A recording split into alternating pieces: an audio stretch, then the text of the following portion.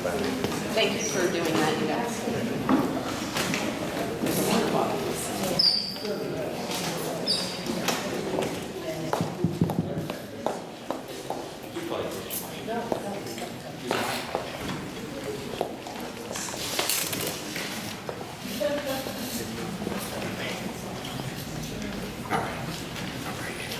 Good evening, everyone. I want to welcome everyone to the candidate forum sponsored by the Iron Triangle Neighborhood Council.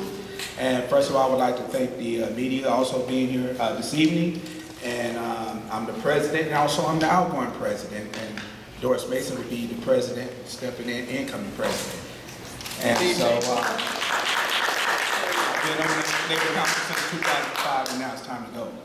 So, and what is your name? My name is O3 Christian, and then president. But want to welcome everyone here. Is everybody fired up this evening? Yeah. All right.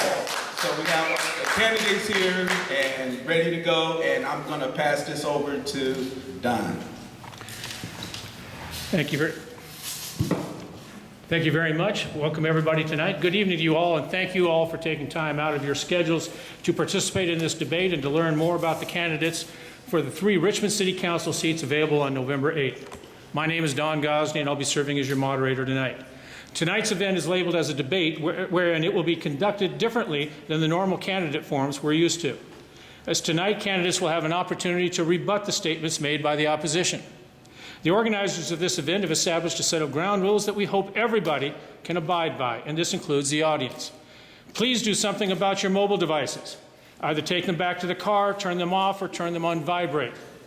Please do not interrupt the candidates with comments from the audience or even applause. As we heard in last Sunday's presidential debate, applause just wastes our time, and we have precious little of it tonight because we're already starting late.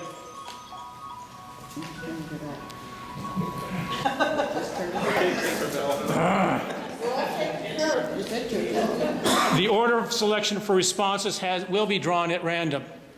All right? When you start on your opening statement, please state your name and your neighborhood that you live in. Each candidate will be given 1 minute for an opening statement, and at the end they will be given an additional 1 minute for a closing statement. Each candidate will be given an opportunity to respond to each of the 7 questions drafted for tonight's debate. Hopefully we will get through all 7 of them. The questions will be provided to each of the candidates in writing so they can review it without having to ask that it be repeated. After each candidate has been allowed to respond to each question, each candidate will be given an additional minute to either rebut what may have been said by the opposition or to forfeit their time and pass. Please stick to the subject matter. At no time will a candidate be allowed to make a personal attack. Please keep the comments positive about why you are the best candidate for the council. A candidate's rebuttal time should be used to amplify their own positions without repeating what they've originally stated. It would be helpful if they referred specifically to the candidate that made the statement that you are rebutting them. Most importantly, no kicking, biting, or eye gouging. Let's keep it clean and respectful. All right? It's not Jerry Springer tonight. Lastly, time limits will be strictly enforced. Our timekeepers will show you placards letting you know when you have 30 seconds left, 10 seconds left, and then when you're out of time. You will be allowed as much as 5 seconds to complete your statement or thought, and then the hammer will come down. Please show the other candidates and the public the respect they deserve. Microphones have been provided. Since this event is being recorded, please use the microphone. Speak into the mic and don't use it as a prop. When it is your turn to speak, you can stand or sit. The choice is yours. If you choose to stand, though, you will be required to stand directly behind your seat. No roaming the room like a timeshare salesman at the airport Hilton. We all understand and agree? Nod your heads. Okay, are we ready to begin? We're going to start with opening statements. We're going to start at this end with Vinay Pimple.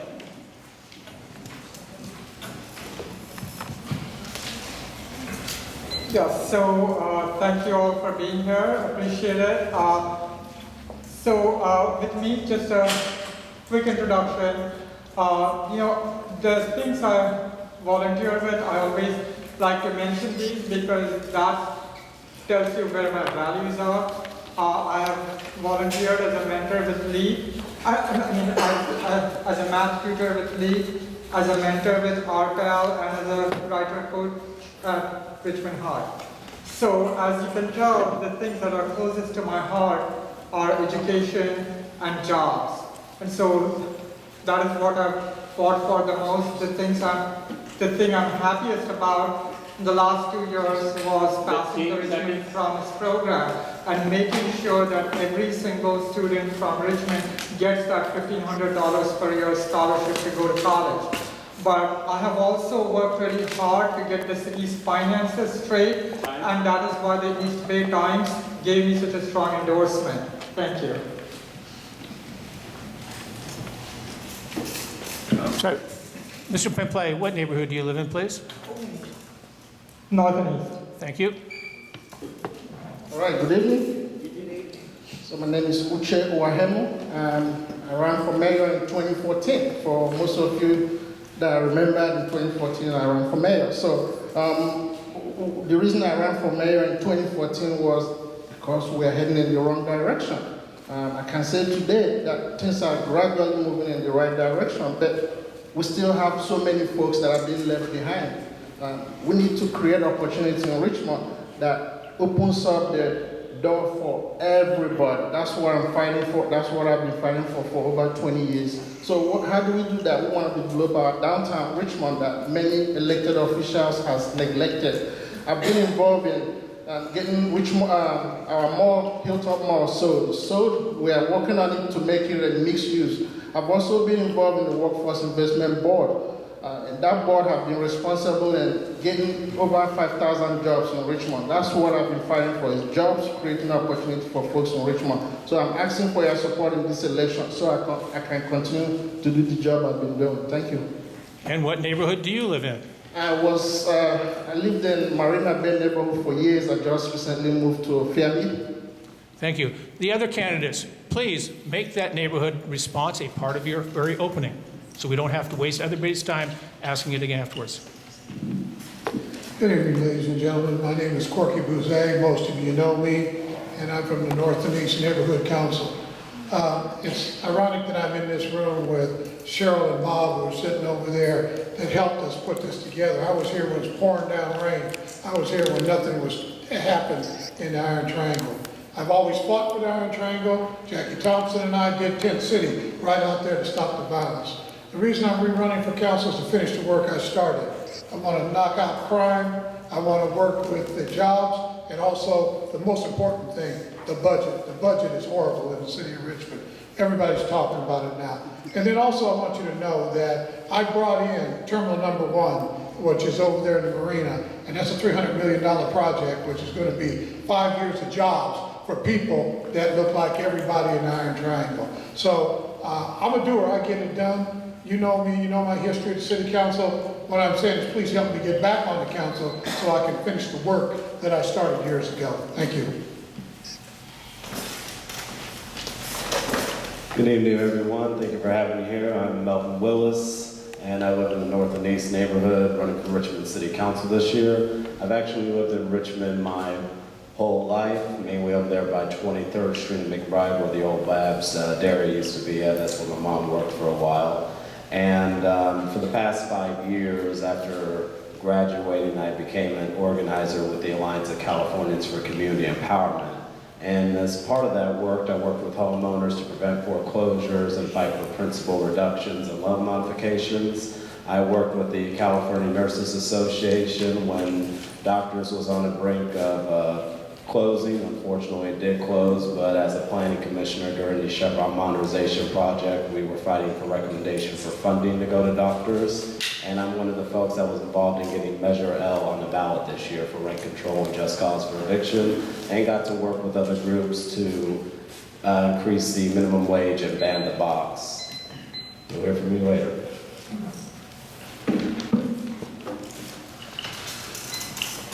Thank you all for coming out tonight. My name is Ben Choi. I live in Marina Bay, and I've lived in Richmond for almost 10 years, and I've been on the Richmond Planning Commission for the last 6 years. A little bit about myself. I'm an immigrant. I came to this, my parents brought me to this country when I was 7 years old.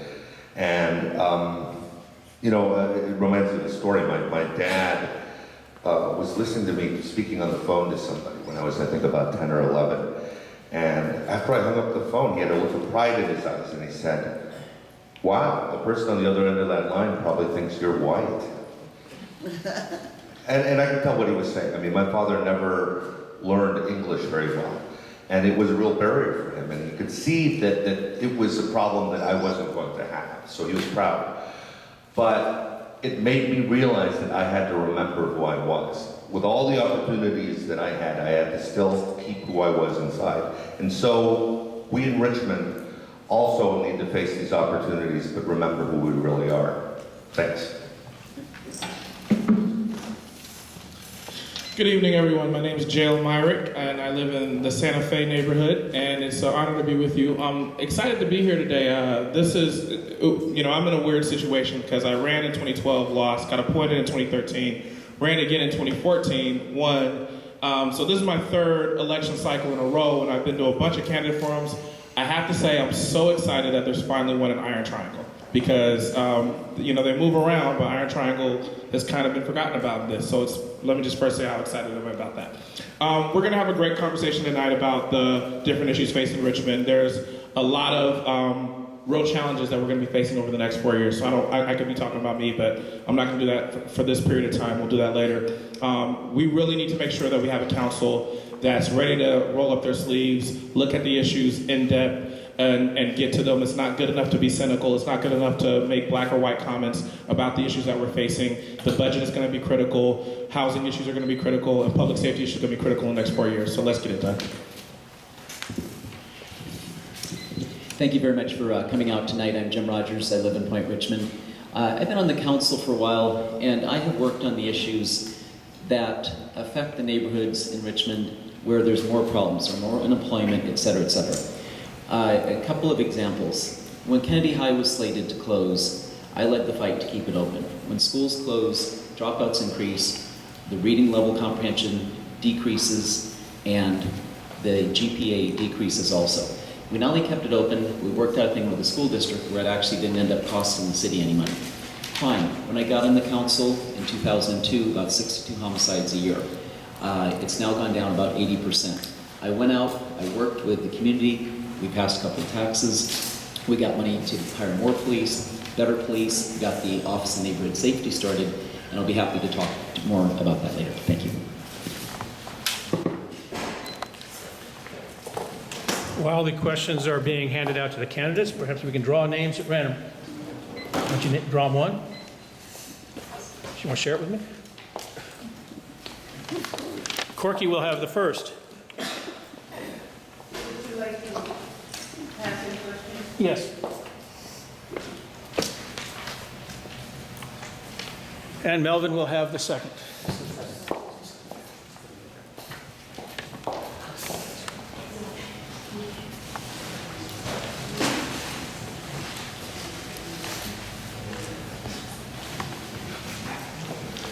Okay, Corky, you are first, and after each question, the person to your right will start the rebuttal after we go around. But the first question is on economic development. What is your plan to bring new businesses, affordable and market rate housing, jobs, and revenue to Richmond? In answering, consider addressing how you would revitalize our downtown, what relevant experience you have, and what is within your networking ability to bring investors, developers, and businesses to our city.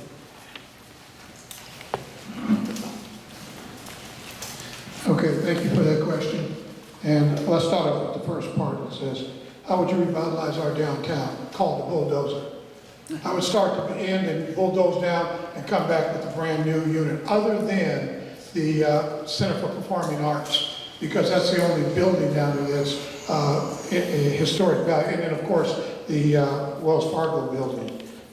What relevant experience do you have as your vice mayor? In 2012, I traveled to China, and I just told you I brought a $300 million project to the city of Richmond. And how would I get developers here? I'd sit down and work with them, and I would make City Hall very, very comfortable for them to work in. The problem with City Hall is too hard to get anything done. And the thing that I have to do is stop developers from standing on the outside. Give you an example. The two people here, being in Melbourne, killed the University of California project that was coming into the city of Richmond. And in reference to that, what happens is developers don't want to come. So let's make sure we make developers know they're welcome here in the city of Richmond. Thank you. Thank you. When the time runs out, please remember, I'll give you 5 seconds. Excuse me? When time runs out, you get 5 seconds to finish your thought. That's 5, not 8 or 10, 12. That's all right. Candidate Uche.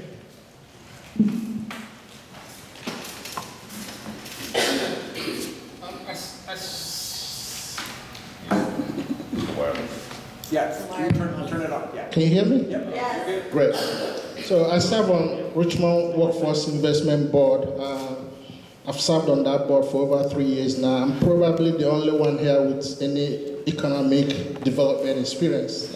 You hear many folks talk about we want economic development, but they never tell you what their plan is. When it comes to the development in Richmond, I've been involved in bringing Amazon here. I've been involved in many of the new businesses that you see coming into Richmond through the work I do with the Workforce Investment Board. Also, I've worked with the White House Business Council on local workforce development. So I have actually large experience that can help our community. I also serve on GRIP board. I've served on many public and private and non-profit boards. So I bring a very diverse experience that could help this community. And that's really what we are lacking here, is someone with experience on both sides of the aisle. Thanks. Candidate Pimplay. Yes, so one fairly difficult thing for people to understand is that businesses won't come unless there's the right kind of mixed income, high density neighborhood around.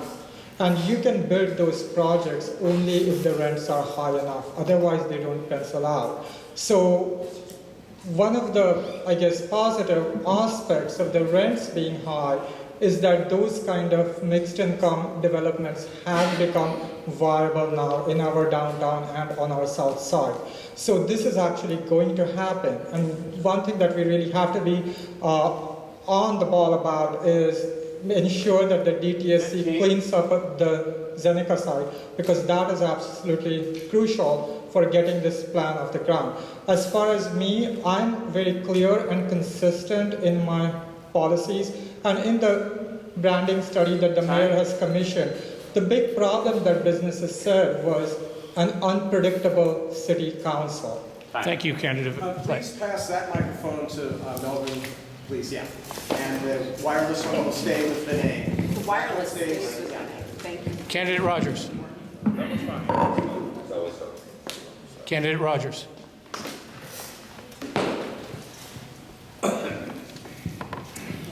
I think we all agree on the importance of bringing business to Richmond. I have a record as a council member. I'm not just saying I want to do that, not just voting for projects, sometimes tough votes, but actually going out, going to other cities, Denver, Portland, Los Angeles, Seattle, etc., meeting with developers, the personal touch, letting them know that they are welcome in Richmond. But it's not enough just to bring the businesses to Richmond. We need to get businesses that are the right kind of businesses that hire our unemployed people, and we need to make sure that when we have city contracts with businesses, they hire our Richmond residents. I authored quite a few years ago our first source agreement. We all are interested in this, but if there's anybody that knows who's really going to start up construction, it's the Contra Costa Building Trades Council. And I'm proud that they endorse me along with my colleague, J.L. Myrick. Thank you. Councilmember Mike Myrick. Thank you. So I think this is an extremely important issue, and over the past 4 years on the council, I've played a major role in trying to bring more business into the downtown specifically. It's a hard nut to crack. I'm not going to sit here and pretend that it's something that I have the answers to, and frankly, I don't know that anybody has the specific answers to. One thing that Mr. Pimplay said that's right is the businesses who are looking at it, they're looking for a range of different things to make sure that it's friendly for them. So what I will say though is over my time on the council, I've been someone that business leaders, when they talk to me, they'll tell you Even when they disagree with me, I'm someone who's willing to work with them. I'm someone who's friendly and someone who's welcoming them for the city of Richmond. I've been proud to vote for every project that we've had that's come forward that's brought economic development to the city. And I've been proud to make sure that we work and make sure that we're focusing on how to really make sure that our residents benefit from those projects as well. So it's a thing that requires multiple levels of action. Candidate Choi.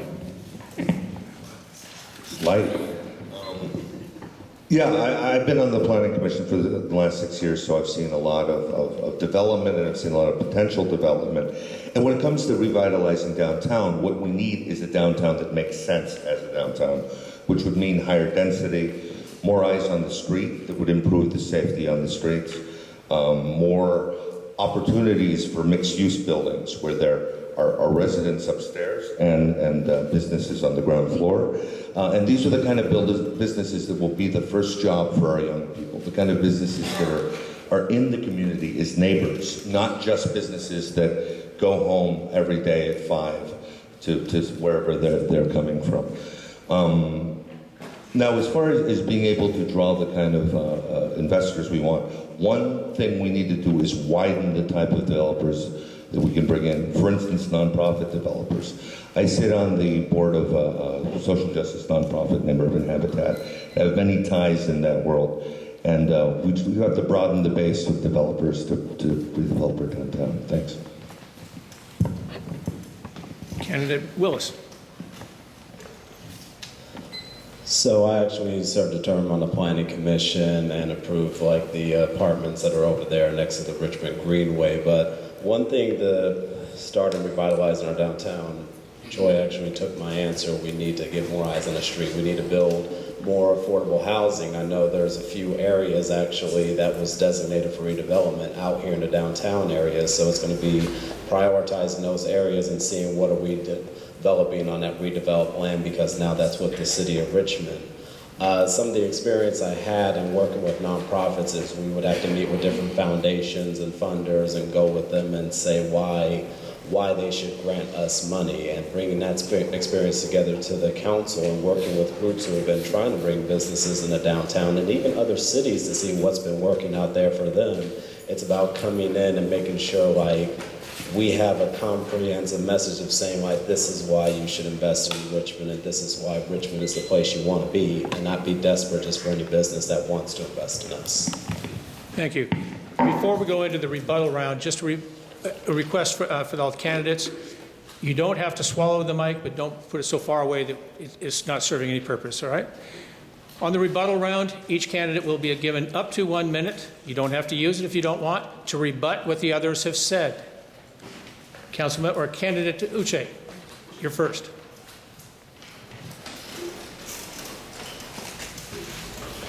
Can you hear me? Yes. Good. So my rebuttal is really simple. You hear many of the candidates here speak. I hear Ben and Willis, they've been on the Planning Commission for, I think, 8 years combined. Right. At that 8 years combined, how many affordable housing have been built? And how many affordable housing have been built since Jim have been in office for over 12 years? These are questions that, as a new candidate that have much more experience than these folks, I know it doesn't take 8 years or 12 years to build 1 or 2 affordable housing. Why is our communities neglected for these years? And yet I'm hearing these folks talk about telling you to give them their vote to continue the same years of inactivity, inadequacy that we have accustomed to. I really want to see us moving forward, really bringing in new people that have the experience. In this election, more than any other experience, you need people that can actually get the job done. So I would like to hear from these folks on this issue. Thank you. Before you get going, Councilmember Vinay. I don't have Before you get started, please. Candidate Bates has arrived. We're going to give him a chance to answer the first question, which is in front of you right now. Right now, they've already answered the question, and now they're rebutting the response from everybody else.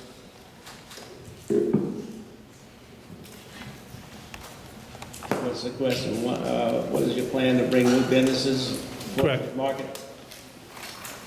You know, I spoke at the Brickyard Cove area, and I asked the people, if you had $200 million, would you invest in Richmond? We must have about 30, 40 people. One person raised their hand. That suggests to me that our image and the way we do business in the city of Richmond needs to change. We need to have an aggressive that reaches out to the business community, and we got to change this image here. No one's going to come into Richmond unless the image is changed and they feel they can make a few bucks in this city. And my position has always been in support of the big business as well as the small business. They're the catalyst to what goes on in the city.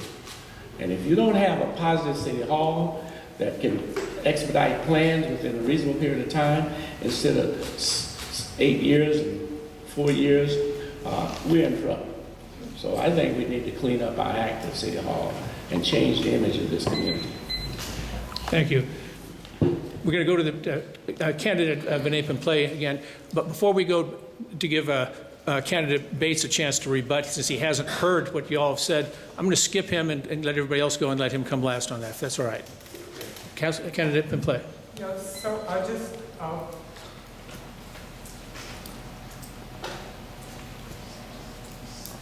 so I just wanted to confirm, we can use this just to expand on what we said before, right?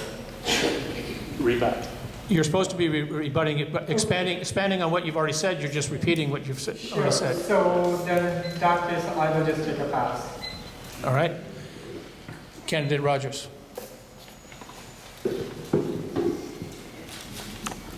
We talk about image. We've had, this has been an ongoing issue with the city. And the argument is made that our problem is just about PR stuff and we should hire PR firms. I don't agree with that. I think that developers are smart enough to see what's going on the ground. If we have a city where the crime rate is going down, where we have the right police, the right Office of Neighborhood Safety, we don't have blight on our streets, we have a good educational system, when we see those kinds of things, that's the kind of a city that developers want to move to. So I think we need to keep our focus on the nuts and the bolts, and if we make the city attractive, if we're doing the right thing, and we all know what they are, the word will get out. And I think we should invest our money on that as opposed to investing money on high-priced PR people to pitch campaigns. Candidates, please remember you're rebutting what has been said or you're passing. So let me say, and I agree with some of that, but let me also add that we've got a lot of opportunities coming before us. And one of the most important things in the next 4 years that we don't stifle these opportunities. So with Hilltop Mall being rebuilt and being re-envisioned, that's a huge opportunity for economic development in the city of Richmond. With Point Malati, there's a huge opportunity for economic development in the city of Richmond. So we've got to be careful about these things, but we've got to make the most of them. And I think, again, with downtown, there's a huge opportunity there as well. So what I will say is that's the work that we've been doing over the past 4 years and that we really need to work harder on in the next 4 years. Please rebut or pass. Don't keep bringing in new information. I will actually rebut. First of all, as far as the Berkeley Global Campus goes, I've actually heard Corky say multiple times, follow the money on stuff. And in this case, when people say that although I don't really know what I had to do with it, have chased away the global campus, let's keep in mind, let's follow the money on that. There was no money. That's the problem. The problem was that there was no funding. There was not a cent of funding that had been put towards it at that time. And the chancellor that was championing the project, unfortunately, had to resign because basically a scandal on mismanagement of funds. So once again, follow the money. And to talk about my experience on the Planning Commission, why I haven't, why after 6 years on the Planning Commission, I haven't achieved results. I believe Uche is on the Economic Development Council, and that's $1 million budget. Once again, follow the money. Melvin Willis. On the Berkeley Global Campus issue, Ben basically said everything. In addition to that, it was multiple coalitions of community groups, unions, and even the students of UC Berkeley that was involved in helping not only design the working group that came up with recommendations, because we pushed for a working group process was the only reason we were talking about benefits for the city to begin with, when at first those weren't even on the table. It was an entire coalition of folks, community members that came together. I never seen Ben at one of those meetings at all, so I'm trying to figure out what he did. And in terms of my experience in affordable housing, I have worked with several different groups and coalitions that have talked about mixed income housing, including in the general plan, increasing our in lieu fees. We were involved in building that affordable housing complex down the street for senior citizens, but the only problem is I'm trying to attract more affordable housing and get into development is political willpower, and I'd like to pose the question, what have you done for the city of Richmond too to build affordable housing? Nat Bates, would you care to rebut anything that you've heard so far? Well, you know, we had a coalition of individuals that worked hard to bring the Berkeley campus here. Councilmember Bouzet and I met with the chancellor.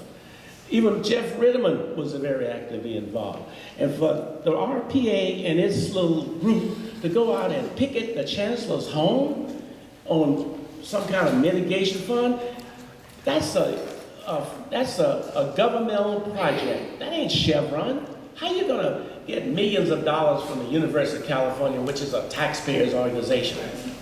No, they thought it was Chevron and they could rip them off and do exactly what they did with Chevron, getting several $1 million. That's irresponsible. And what happened, it put another black eye in the eyes of the city of Richmond, and that kind of stuff spread all over the nation. And now we have to suffer consequences, which obviously is going to be devastating. I don't know if we're going to ever get that campus back online, but they be in a very damaging position by picking the chancellor. My apologies for skipping you, Corky. Since you started with the original question, I screw up. Please, would you like to rebut? Thank you. Okay, the second question we'll start with Melvin Willis. The question is on finances. Richmond is once again on the verge of bankruptcy. Our bonds have been downgraded to junk bond status. Our city's unfunded liability for employees' pension and retiree health benefits rose 29% in the last 18 months, from $446 million to $577 million. This city chronically spends more than it takes in. Question 1, do you support a comprehensive performance audit? Why or why not? Second question, what are your specific ideas to address these serious fiscal issues other than continuing to try and raise taxes?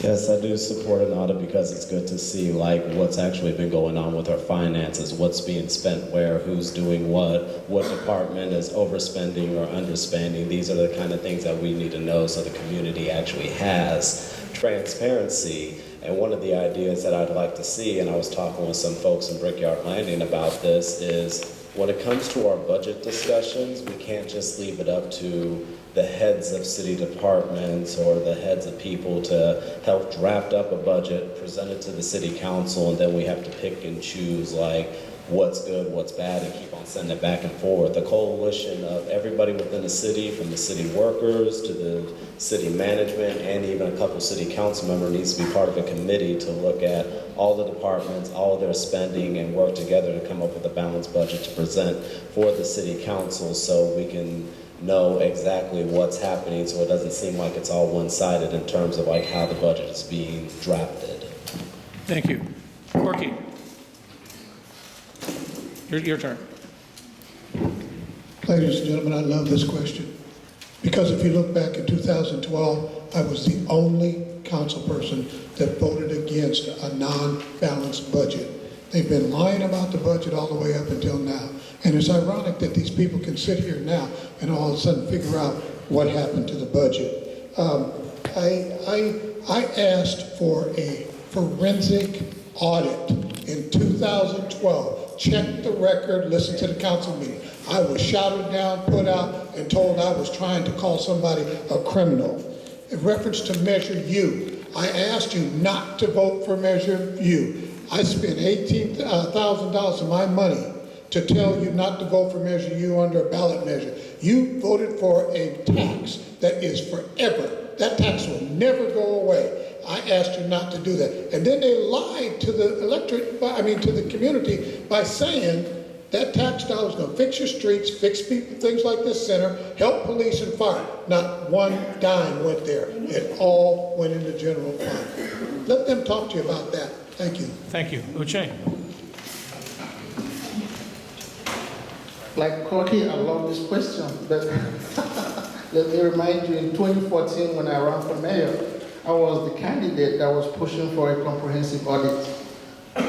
Check the record, and then eventually Nat joined me. I like to give folks credit. He joined me in that call that we need to have a comprehensive audit in Richmond to really address some of our issues. Our unfunded liabilities actually going crazy. It's really going out of hand. We have to address that. We are barely paying the minimum requirement on our pension. So let's look at some of the ways we can actually deal with some of the waste. It's a lot of waste happening in Richmond. So let's address those wastes, and I guarantee you we will save millions of dollars. That's really what we need here. People with some fiscal responsibility, and there's few of us here that have that background that can actually help Richmond move forward. So I'm looking for you to actually look for those that can actually help, not just spend.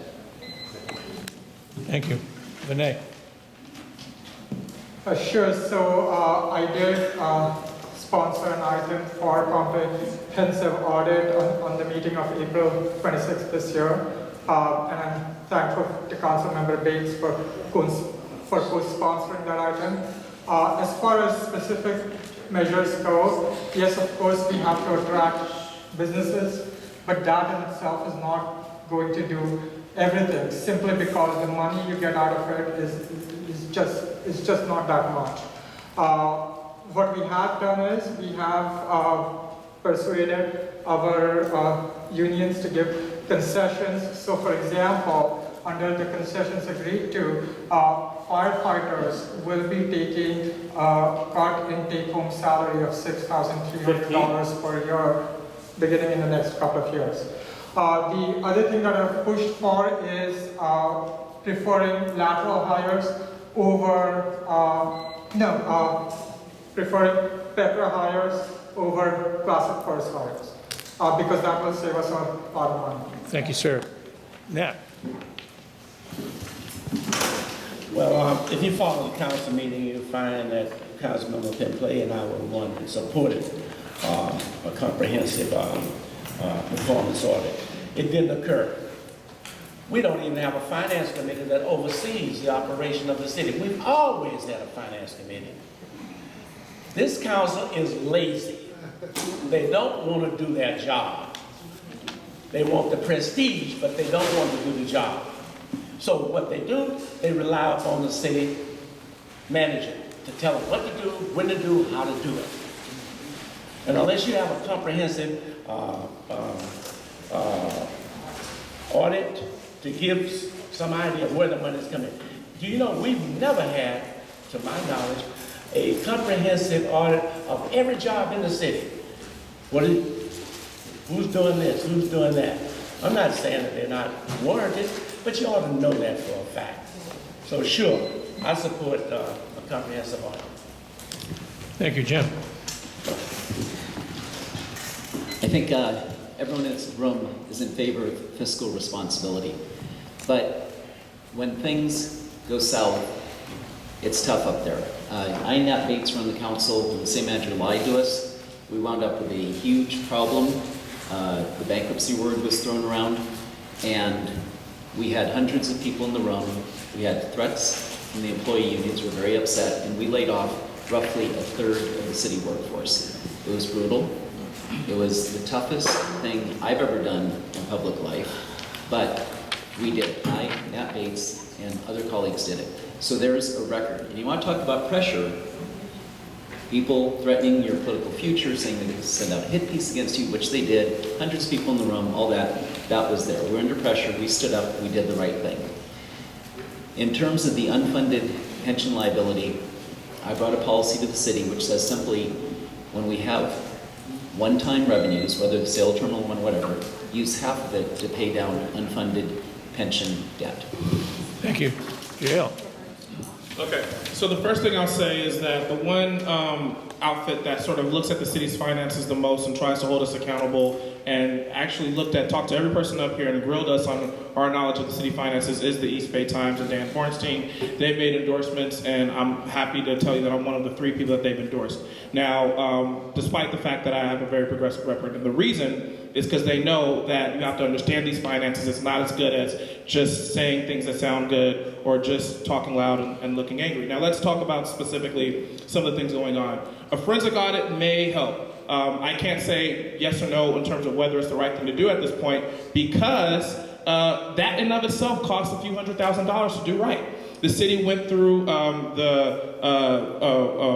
we heard from a group called National Resource Network. We went through a process where departments have gotten audited, so we have to look at that. The last thing I'll say is, on this most recent budget, there's only 3 people that never voted for any increase in spending, and that was myself, Pimple, and the mayor.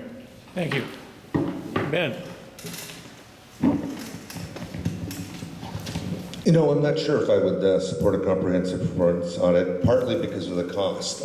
Thank you for informing me, ballpark, what the cost would be. Unfortunately, there's a long history in all kinds of politics and legislation with audits that cost an enormous amount more than the savings they're able to actually project.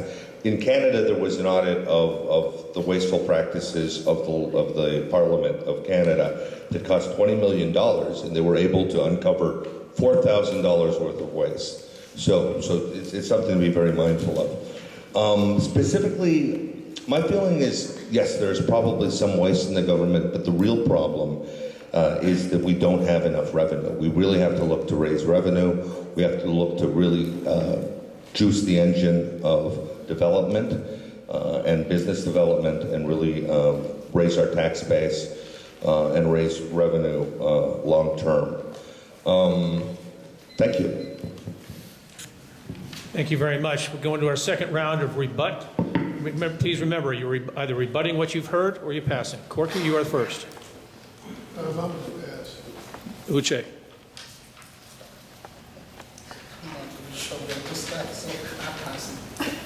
Benet. We are moving right along. We're going to get all 7 questions. Okay, so I want to rebut what Myrick and Ben Choi said. So Myrick said that he's not sure whether an audit would be useful or no. Well, when we had our item on April 26th, Myrick moved to table it, which basically means toss it into the dustbin, without even allowing the public speakers who have signed up to speak to say what they have to say. And with Ben Choi saying that, well, they don't even get the savings to cover the costs. Here's the thing, folks, the audit would cost $300,000 to $500,000, and you don't need to do an audit every year. It's typically once every 5 to 8 years. So even if you save $50,000 per year, that is like half an employee out of an employee force of over 700. That audit would pay for itself. Thank you. Thank you, Nat. It would be beautiful if this council and candidates read the charter. The charter mandates that the city council is responsible for municipal affairs. We're not the school district, yet we pump in $2-3 billion a year in it. We're not the county health department. We put in a family justice center. That is the function of the county. And we put money in other programs that are not municipal responsibility. That's where we're blowing money. But it's nice and it's popular to do. But we don't have the leadership to say no. But that's where we ought to do. Rein in and be responsible for the responsibilities that this charter mandates a municipality should adhere to. Roads, streets, recreation, police, public safety, library, recreation, those what we're supposed to do, not mental health programs, and certainly not the schools. Thank you. Jim. I want to rebut the comments that are made about Measure U. I know there's a lot of disappointment that we couldn't move forward in the way that we hoped we could with the $7 or $8 million a year for Measure U. But when you say it's just kind of wasted money, it's just not true. Think about it. Think about the tough budget crisis we just went through. Now, without that Measure U money, what do? When people say they're against Measure U, they need to answer a really simple question. Would they have laid off police? Would they have laid off librarians? Taken away the money from the wildly successful Office of Neighborhood Safety program? Closed fire stations? Cut job training programs? So you can't just rail in general about taxes and have a glib 5-second answer. You need to come clean with the public and say, if we didn't have that money, what are the cuts that you would have recommended? So I asked my colleagues, next time they trash Measure U, tell us specifically, with that $7 or $8 million, what would you have cut? Or would you have played accounting games and got us into problems with the rating agencies? Thank you. JL. So let me rebut a couple things. First, from Mr. Pimblay, yes, I did table it. I tabled it at the time because the city managers told us very clearly that there was no way an audit was going to impact the budget we were working on at that moment, which we needed to get done. If you want to bring it back up again, I'm fine to have the discussion. It's worth. I'm completely open to it. But yes, in April, I didn't think it was the right time for it. Now, going forward, let's talk about. Mr. Rogers did a good job of responding to Measure U. I think there's also important to understand that this issue is going to continue to be complicated. And again, the East Bay Times looked at the candidates, and I'm proud to be one of the ones that they've endorsed. But revenue is an important part of the equation that has to be considered. And it's not simple enough to say that there's waste and we need to get rid of it. The majority of our funds are in personnel, and guess what? You can't just cut those. You have to have negotiations, open bargaining with the union. So this stuff is complicated, and it's not good enough to just play games. Thank you, Ben. Just a couple of things to rebut. Let's keep in mind that a lot of the money for some of the programs that Mr. Bates spoke of are from grants and are from actually, some of them are even from the Chevron Community Benefits Program. So let's keep in mind, there's one of the reasons why we go for things like health, mental health, young things for young people, is the grant climate that we exist in. There are funds available for those kinds of things. One of the centers that Mr. Bates has talked about earlier, much of the funding was actually from some of that funding that came from the Richmond refinery modernization project. So this is something to keep aware of. There are many places money comes from. Not all money can be earmarked for the same things. So we need to take it where we can for programs that will benefit our community. Melvin.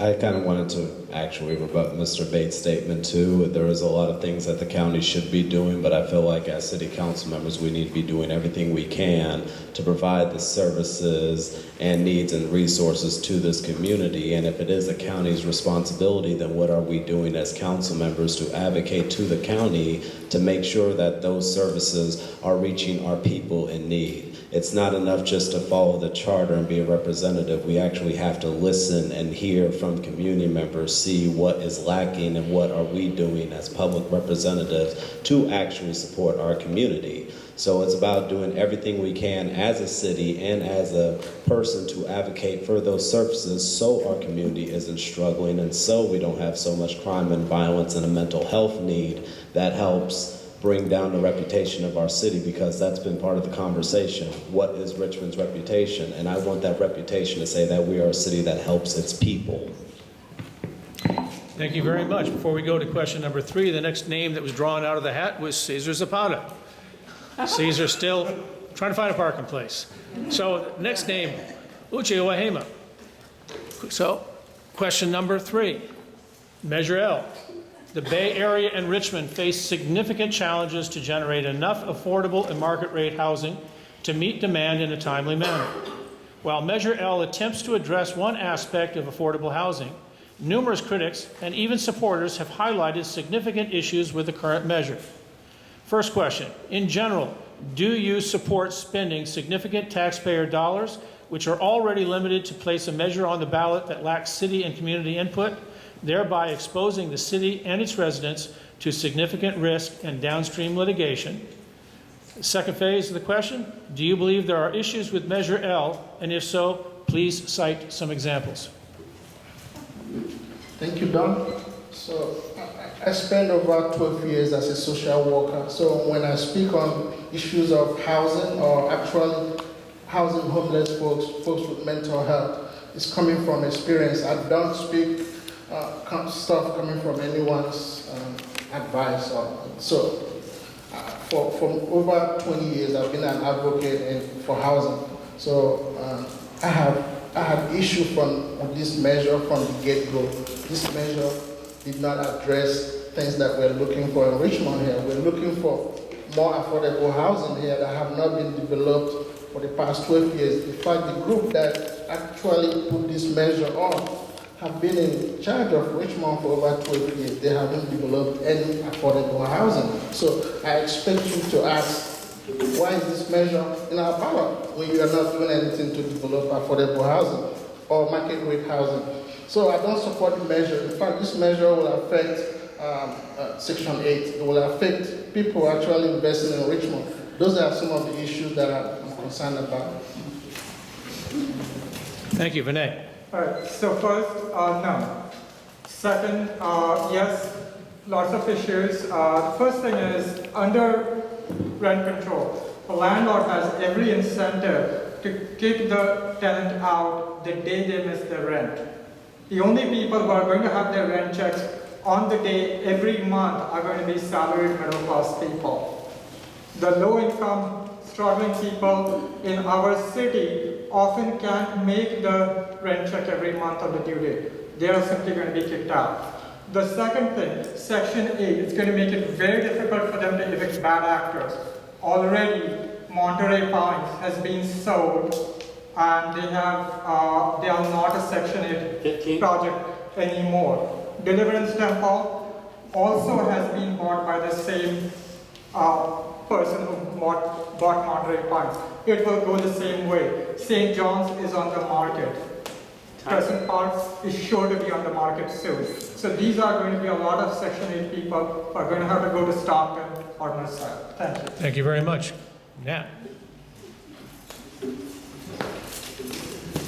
No, I don't support rent control.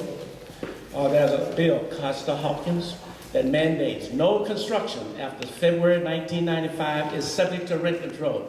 That means that the rental units in this city of Richmond is about 20 to 25%. This is an RPA move with SEIU, and it's interesting. The strongest people on the council that are supported are renters. They don't own any property. So it's going to cost you dearly, because there's no way in the world that you can get the landlords to contribute this bureaucracy that SEIU and the RPA is proposing. 10, 15 employees, who's going to pay for it? It's going to come back and going to bite you in the butt, and you're going to have to pay for it through the general fund, which is going to have an effect upon all the other services in the city. It don't work in Oakland, it hasn't worked in San Francisco, it hasn't worked in Berkeley, and it's damn sure not going to work in Richmond. Thank you. Jim. I think the first thing we need to remember when we talk about rent control is that in the long run, you're not going to see any affordability solely due to rent control. Can rent control provide some temporary relief for people for a while, a year or two or three, whatever? Yes, but it can't solve the long-term problem. We have a crisis not just in our city, but throughout the greater Bay Area, with people being displaced, rising rents, etc. I want to respond to a couple of the specific issues with it. One is the lack of Section 8 housing if we don't get it right, as Mr. Pimplay said. The other is that if you're a developer, if we don't fix Measure L, if we don't deal with the just cause problem, deal with the 4 million unneeded rent control bureaucracy, developers are not going to come here. And I would like to talk more about this later. Thank you, JL. Yeah, so first let me say I do support Measure L. I know that's not the most popular with everybody, but there's about 10,000 households, 10,000 families that would be provided stability if we move forward. There are obviously problems with it, and there are a number of problems with it that need to be fixed in the long term. I think the biggest one that comes to my mind is the issue with the rent board and trying to sort of make sure that there's accountability for that rent board. So we would need to make changes for it. And this thing isn't perfect, but this isn't an easy issue. And what's unfortunate is we have to make sure that we're doing something to protect people because families and their lives and their livelihood is at stake. So that's where I'm at on this. And let me just say this too on the question of affordable housing. I've supported every single affordable housing project and market rate project that's come to the city council since I've been on there. The market rate projects help to pay for more affordable housing. So I've been supportive of that, but we also need to protect people. Thank you, Ben. I fully support rent control. I actually collected signatures to get it on the ballot. And please keep in mind, rent control is not supposed to solve all the problems of affordable housing. Rent control is an emergency measure. It's like a tourniquet to stop the bleeding. That's what it is. We also have to do many other things in order to keep the supply of affordable housing and to keep rents down. But rent control is the only way that we can keep many people from being displaced before any of these other measures, benefits kick in. Another thing I want to point out is rent control does not apply to new buildings, so the arguments about developers is at best exaggerated. Another thing I want to point out is that just cause for eviction is necessary with rent control, because if you're under rent control and your landlord just thinks they can just evict you, then they don't have a problem. That they would just evict everybody, and then they wouldn't be under rent control anymore. And lastly, just cause the rules of just cause already exist under Section 8 federally. So it doesn't really change those requirements at all. Thank you. Melvin.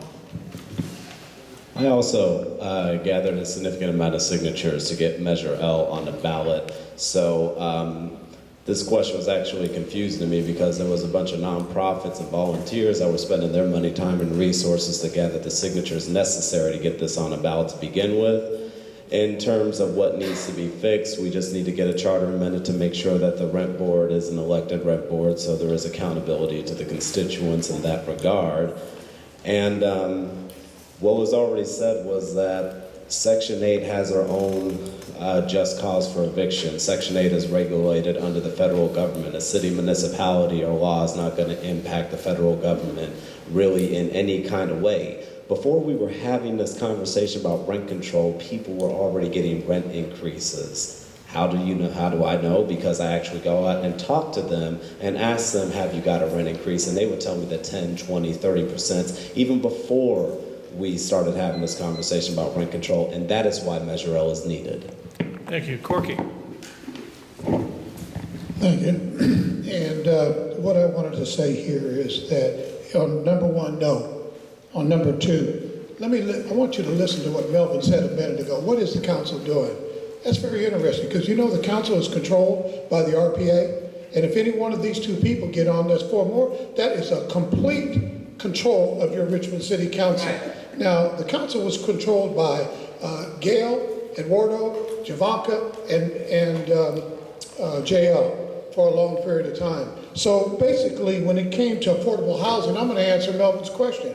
What was the RPA doing so that we did have rent control? I mean, we did have affordable housing. And then also, in reference to that, the board they're putting together has no control whatsoever through the council, high-paying jobs for the RPA. Why did the rents go up? They went up because, you know what? If you owned a house and you had anticipation of rent control coming in and you were way under market value, you would raise your rent. They caused that problem by threatening people with rent control. Pay attention, see who's doing what up there on the council. Thank you. Corky. Third round of rebuttals. Vinay. I'm sorry, my apologies. I thought Uche started first. Just go ahead, Uche.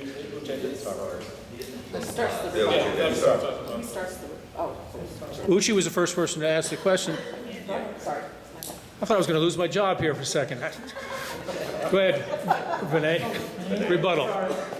So, you know, I have these two papers here, and what they show you is, because JL said that it's going to give relief to people. And I want you to see exactly what the rents are in what the rent increases are in rent controlled cities. Oakland, check that out, 240% in 17 years. Richmond, no rent control, 60%. Okay? Second thing, the other thing that the graph shows is segregation.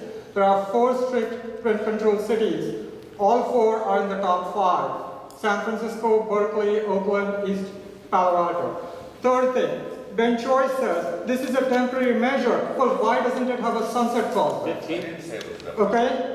He said it's a tourniquet. Why not have a sunset clause? 4, he says, well, just cause is essential. Well, why don't you then apply it just to the units that are eligible for rent control? It's applied to every single rental unit. Fifth thing, just Your time is up, sir. Huh? Your time is up, sir. Oh, I thought I had 5 seconds.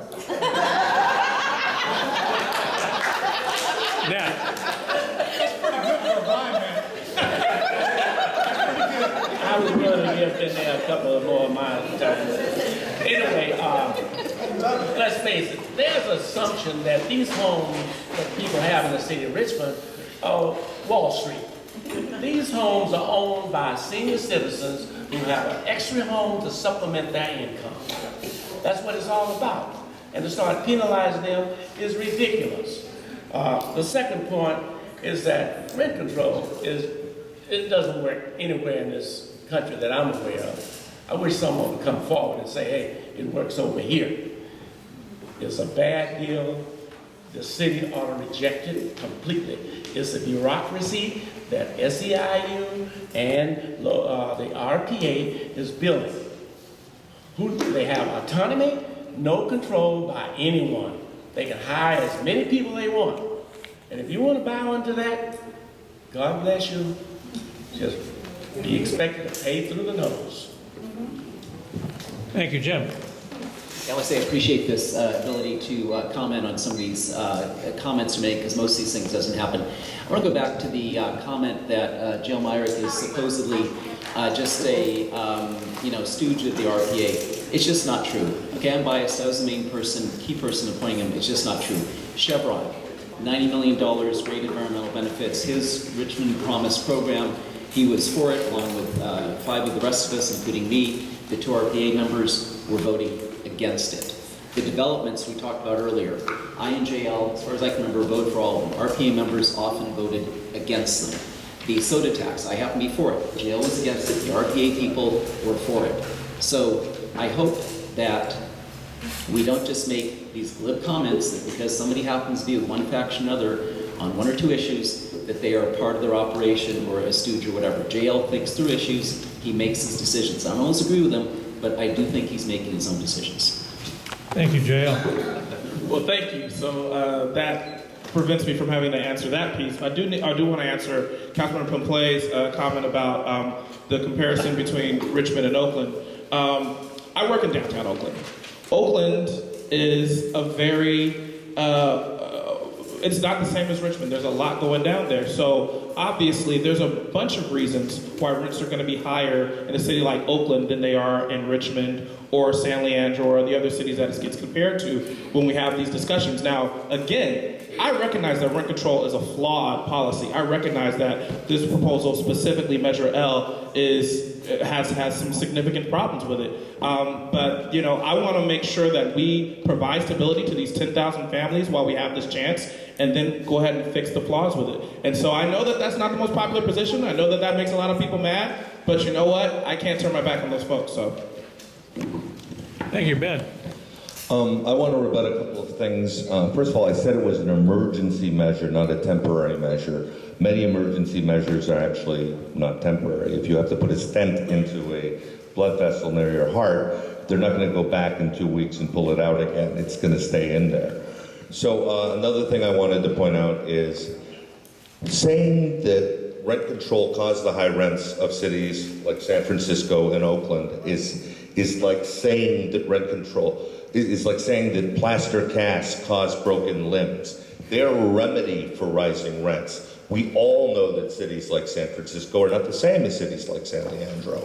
They have rising rents. It's going to be a problem. basically, it doesn't cause it, it just is associated with it because it's a remedy for it. Lastly, I want to point out that a second home, a single-family home, would not be subject to rent control, as Mr. Bates mentioned. So that nice old lady doesn't have to have a problem with it unless she goes out and buys a building with multi-units. Thank you. Melvin. Oakland this year has a ballot measure to strengthen their rent control because their rent control doesn't cover all the units it requires. San Francisco is dealing with Ellis Act evictions to where the properties that are being sold are being flipped, so they're no longer going to be subject under rent control. Oakland also has a speculator problem where people are buying up parcels of property and flipping them and turning them and rebuilding them into something else. So to say that rent control is a cause for higher rents is a mistaken statement. What we have here is a bunch of people in Richmond who have gotten anywhere between a 10 to 60% increase in their rents. I am sorry if you think that is a fair increase in rents, if you think it's fair that people are being pushed out and displaced, low-income families, actual people, and I am sorry if you think that it is wrong to ask somebody to provide a reason for an eviction and to evict somebody unfairly. I support Measure L because tenants have a right to be protected too. Thank you. Corky. Rebuttal. No. Uche. Thank you, Don. I think Blair and I have certain things in common. We both like to deal with facts and numbers. So let me give you some facts here. I think it's really interesting hearing some of our folks here, JL, Willis, and Charles, and Mr. Rogers here say that rent control has nothing to do with rent increases. It is really amazing if you look at the facts. Just like the Republicans say global warming is not real, the facts suggest that it's real. The facts suggest that rent control actually affects rental decrease or increase. That's a fact. You gotta look at the facts, man. It's not difficult to look at the facts. And then you can come to that conclusion. When we talk about electing people who deal with complex issues, we also have to elect people who can count, who can read and understand facts. It's really amazing that we're giving them facts here, they're still telling you it doesn't make sense. Thank you, sir. Before we go into the question number 4, I'd like to remind all the candidates, you've got the questions in front of you. Please read the question and try to respond to the question you're being asked, not what you want to talk about on the subject matter. Okay. Next name out of the hat was Ben Choi. Okay, question number 4, public safety. Richmond has a reputation for being a high crime city. Our community and police force have worked hard to turn that reality around. We now average 18 homicides per year from 2010 to 2014 versus 41 homicides per year from 2005 to 2009. Recently, the Iron Triangle and other neighborhoods in Richmond have experienced a spike in crime. Importantly, they continue to suffer from the impacts of being perceived as high crime areas, which drives away people, investments, and jobs. As a Richmond City Council member, question number 1, what are your plans to address crime in neighborhoods like the Iron Triangle? And question number 2, what would you do to improve the image of these neighborhoods so that people and businesses will feel safe coming here?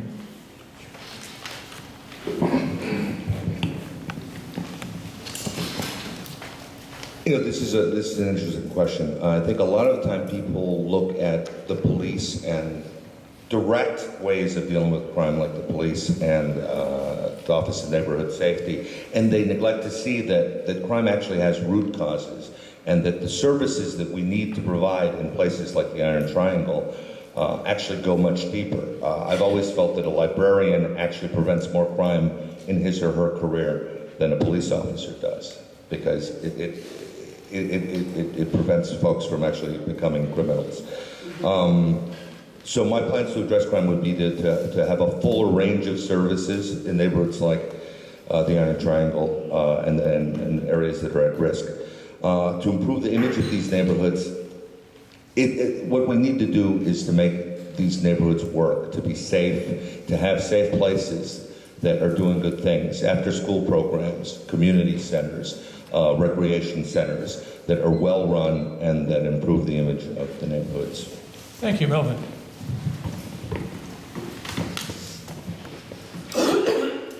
Yeah, one thing is just really, we need to build more programs and services. I mean, there was an issue where we were trying to, there was an effort to fight for funding to see how we can implement more programs and services for the youth and making sure that our social services are comprehensively funded and not understaffed so they can deal with people in our communities in abuse situations, because a lot of crime and violence that comes from our communities, just from talking to different individuals, are people who have felt abused and don't feel like they're cared about, so they go out and do things because they feel like they're just surviving or they have something to prove. And in terms of what to do in improving Richmond's image in the neighborhoods, we have a lot of good things that actually happens here. There's so many community events, like what happens on Martin Luther King Day on the Greenway, the festival that Richmond Main Street has. I mean, I think we need to do a lot of PR and highlighting how people in the neighborhoods are actually coming together and celebrating in Richmond and uplifting that. Thank you very much. Corky. Thank you very much. Once again, the question is, what are your plans to address the crime in the neighborhood? There's not a person sitting here that knows this community better than me. Not one. Put my record against anybody. Walk out there in the middle of the night, hey, Corky, what's going on? Because I know where the crime is. I spent 5 years traveling to San Quentin, bringing these guys back so they have something to look forward to. Ladies and gentlemen, if you don't fix the iron triangle with the broken window theory, you're going to get the same thing that you've always had. We sat here, I want to point at Cheryl and Bob because they were here when it was pouring water in this building right here and they wouldn't do nothing about it. When Fred and I sat in here and tried to make sure, and O3 and Lily Mae Jones, to make it a better place for everybody. And if you don't put jobs out there, you're not going to get anywhere. And ladies and gentlemen, a clean city. If the folks that don't look like us have a clean neighborhood, they should be one in the iron triangle. They should clean it up. But stop looking at us for crime and start looking at us for we can have a better city to live. We do not have to move to live in a better place. Thank you. Thank you very much. Uche. I grew up in Washington, D.C., so I've seen the worst. So when I moved to Richmond in 2002, I thought, what we have here is really a great opportunity to show the rest of the world that we can improve our community. We did that in DC. Let me tell you one other thing I will propose here. One is to have a neighborhood adoption program where churches adopt neighborhoods, where businesses adopt neighborhood, just like I proposed in 2014. We can have businesses adopt schools. My church, we have done that over at Kennedy. We've taken care of those kids. 2 weeks ago, we fed Kennedy High School football team. So that's what we are looking for. It's really getting involved rather than talk. We are part of that community. We take care of that school. We take care of those students there. And we make sure they are fed. They have homes. That's what we need to do here. It's really also rebrand this community. And the only way to do is bring in few people here who have the responsibility, the interest in rebranding it. Thank you. Thank you very much. Vinay. Yeah, so it's going to be pretty tough to change the image unless we cut down crime. But there are a few things that people have been able to do. If you look at the projects that Pogo Park has had, or like the Yellow Brick Road, those are really good projects that bring the community together. As a council liaison to the Economic Development Commission, we have planned pop-ups and other festivals as well, which can improve the image a lot. In terms of what we can do for public safety, I support programs like ONS, which is basically trying to use social caseworkers to deal with some of the high-risk people. 15. Our city engages in the White House Data Initiative, which should help with community policing. I have always argued that we need to get churches more involved. Police officers currently go to neighborhood councils, which sometimes have only 10 people. Why are they going to churches which have 50 to 100 attendants? Thank you very much, sir. Nat. Well, first thing, I think this council ought to reinstate the Public Safety Committee. Public Safety Committee not only oversee the police department, but do a lot of other things. It's no secret that wherever you have the highest crime, you should have the highest saturation of your police officers. That's the probationary process that I've been associated with during my 35 years in Alameda County Probation Department. You've got to concentrate your officers there. The other thing is that we got to change the image. The negativity that occurs in this city is amazing because anything that happens in Richmond, bang up, it's on the news tomorrow or tonight. Things can happen the same place in Brentwood, some other places. You may hear, you may not. But it's important that we get our image. The other thing, we used to have festivals to bring people in to the community and enjoy the activities. You got to start that. Keep that going, and people come in and they see how safe it is. Thank you, Jim. I want to talk about two things. I want to talk about a long-term plan. Back in the early part of the 2000s, we had a choice. We could adopt policing strategies, big shows of force, all that, to deal with short-term things, or we could choose community-involved policing. That's what we chose, and it worked. It took a long time. It was frustrating. It was tragic, but it did work, as the question indicates. The homicides are way down from where they were before. I want to go back to the money issue. We talk about things like libraries. Ben's right. Librarians are part of an anti-crime strategy. We talk about the ONS, police, etc. I want to go back to the money issue, and I just want to say once more, when we're talking about taxes, the T word, which are very unpopular, I hope everybody in the room will connect the dots, because when we call for all these cool things, if we don't have money for it, we're just politicians flapping our gums. Thank you, J.L. Well, I agree with what Jim said about, these things are important, they need to be funded. I think if you look at the Office of Neighborhood Safety, which I think is an amazing program, when it was completely funded, and when the police department was completely funded, that's when we saw homicide dropping. So we need to figure out how we crack that nut. Let me also say a couple of other things, because we are in tough budget times. I'm proud, I believe strongly that you have to look at the root causes of crime and you have to look at our young people. I was looking recently at these three guys, the Richmond Standard, who they caught for one of the most recent homicides, and I'm looking at the ages of these kids, and I'm not even that old, but these kids look like babies to me, and I'm like, these are murderers? So what are we doing to invest in our youth? So I'm proud that I moved forward with the Richmond Promise, which we did without taking a dollar from the general fund. And I'm proud that I took the lead in getting us involved in the My Brother's Keeper program, which is also bringing resources to invest in our young people and create opportunities for them, again, without taking a dollar from the general fund. So we need to make sure that we're continuing things like this and investing in community policing strategies. Thank you very much. That has concluded the question round. And we're going to do the fourth round of rebuttals, starting with Melvin. Pass. Pass. Corky. Pass. Pass. Uche. Pass. Monet. Yeah, so I just want to, partially rebut something that Ben said. I completely agree that root causes are important, that we need education and jobs, which are my top two priorities. But I think simply saying that, well, we need more librarians. Adding more SCIU employees is not the solution to every single problem we have. And, I was a math tutor at Lee. Guess what? They were trying to run a LEAP program here at the Nevin Center. They shut it down. Why? Because people wouldn't come here. People didn't feel safe. And so they continued it in our city council building, 440 Civic Center. So while I agree with the root causes thing, I think we have to approach this in a clear-eyed way, even if it is a blind person saying so. Thank you. Thank you very much. Nat Bates, rebuttal.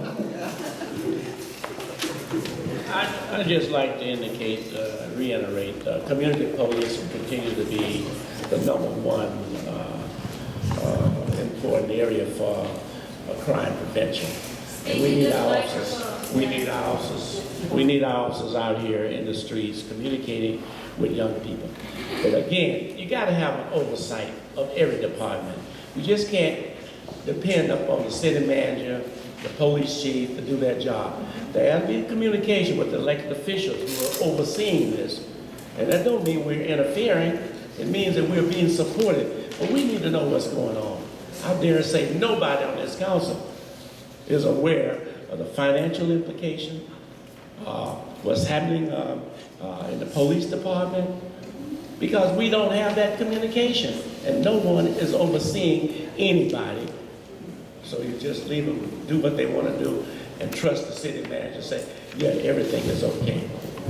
Thank you, Jim. I think I certainly respect what Councilmember Bates is saying about the need to communicate, but what I don't agree with is the idea that you have to necessarily bring in big, expensive outside operations. We did that before about 10 or 15 years ago. It didn't work out real well. It was funded by Chevron, that wasn't the problem. The problem was that they spent a lot of money, made a lot of recommendations, none of them were adopted. I think there's another thing, which is, it's a book by Thomas Peters about management. He talks about management by wandering around. And I think part of what a council member's job is to be the eyes and ears for the city manager, to wander around, have discussions with people, and note the breakdowns. One quick example, I happened to be playing basketball here a few years ago. There was a guy probably about 17 or 18, and he said, there's no city services here. And the problem wasn't that there weren't numerous programs, the problem is he didn't know about it. So we need to do a better job of communicating our programs out to the public. Just one example of wandering around, being eyes and ears. Thank you very much. JL. Let me also say, in response to Mr. Bates' comment, because I think he's absolutely right, we do need oversight. But part of that oversight is our job to just do. We don't necessarily need a committee to do it. When I have issues and I have questions about what's going on in the police department, I call Chief Brown. When I have issues and I have questions about what ONS is doing, I call Devone Bogan. When I have issues and I have questions about any department and any issue, I call those individuals. So that's our job. We have the ability to do that. And creating a new committee that has a cost to it, I don't think that actually is going to, I don't believe the Public Safety Committee ever prevented a single homicide in the city of Richmond. So yes, we do need oversight, but we also need to make sure that we're just engaging, because that's our job. Last on the rebuttal, Dan. I like librarians. I don't think. First of all, I didn't say all we were going to do is hire. In fact, I never mentioned hiring more librarians. I just said they do a lot of the job as an example of things connected to reducing crime that are not people in blue suits with guns. There's plenty of opportunity there. Also, I want to point out that not all of the funding that is going to come from the general fund for these kinds of programs. There are grants, there are opportunities, we need to avail ourselves of them. The foundation community is very eager about issues that concern young people and that concern public health and safety as public health. So these are all things we need to explore. Thank you. Thank you very much. We are moving right along. The next name that was randomly drawn from the hat to start the question 5 was candidate Vinay Pimple. Question number 5, transparency and accountability. Citizens are very concerned by the lack of accountability and transparency in our city government.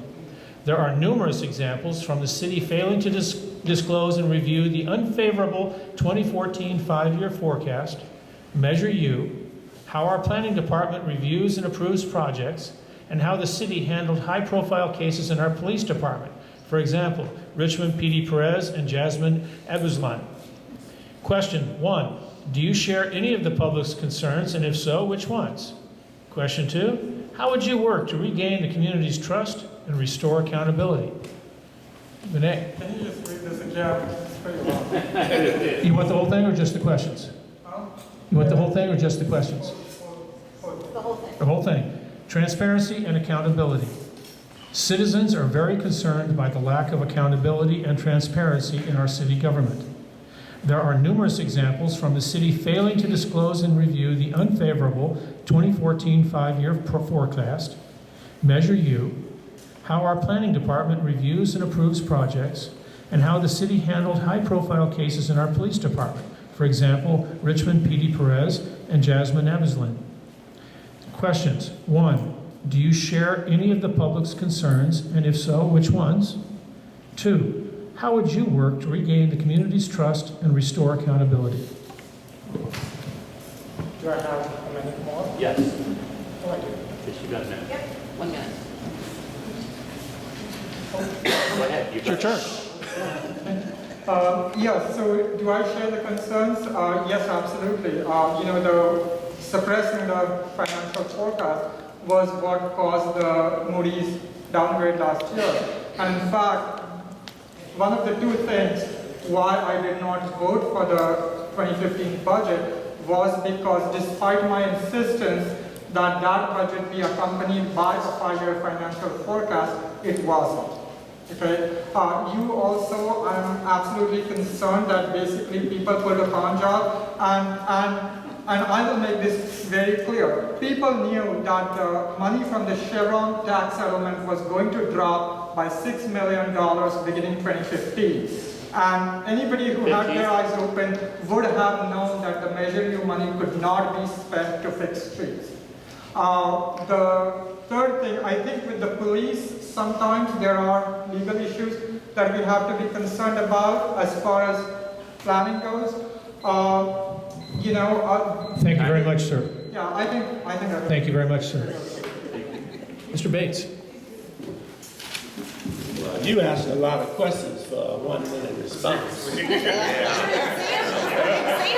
First of all, let me just indicate, a couple of these here are personnel matters, which we cannot discuss. The PD case, the Jasmine case, so that's out. That's a personnel matter protected by the law.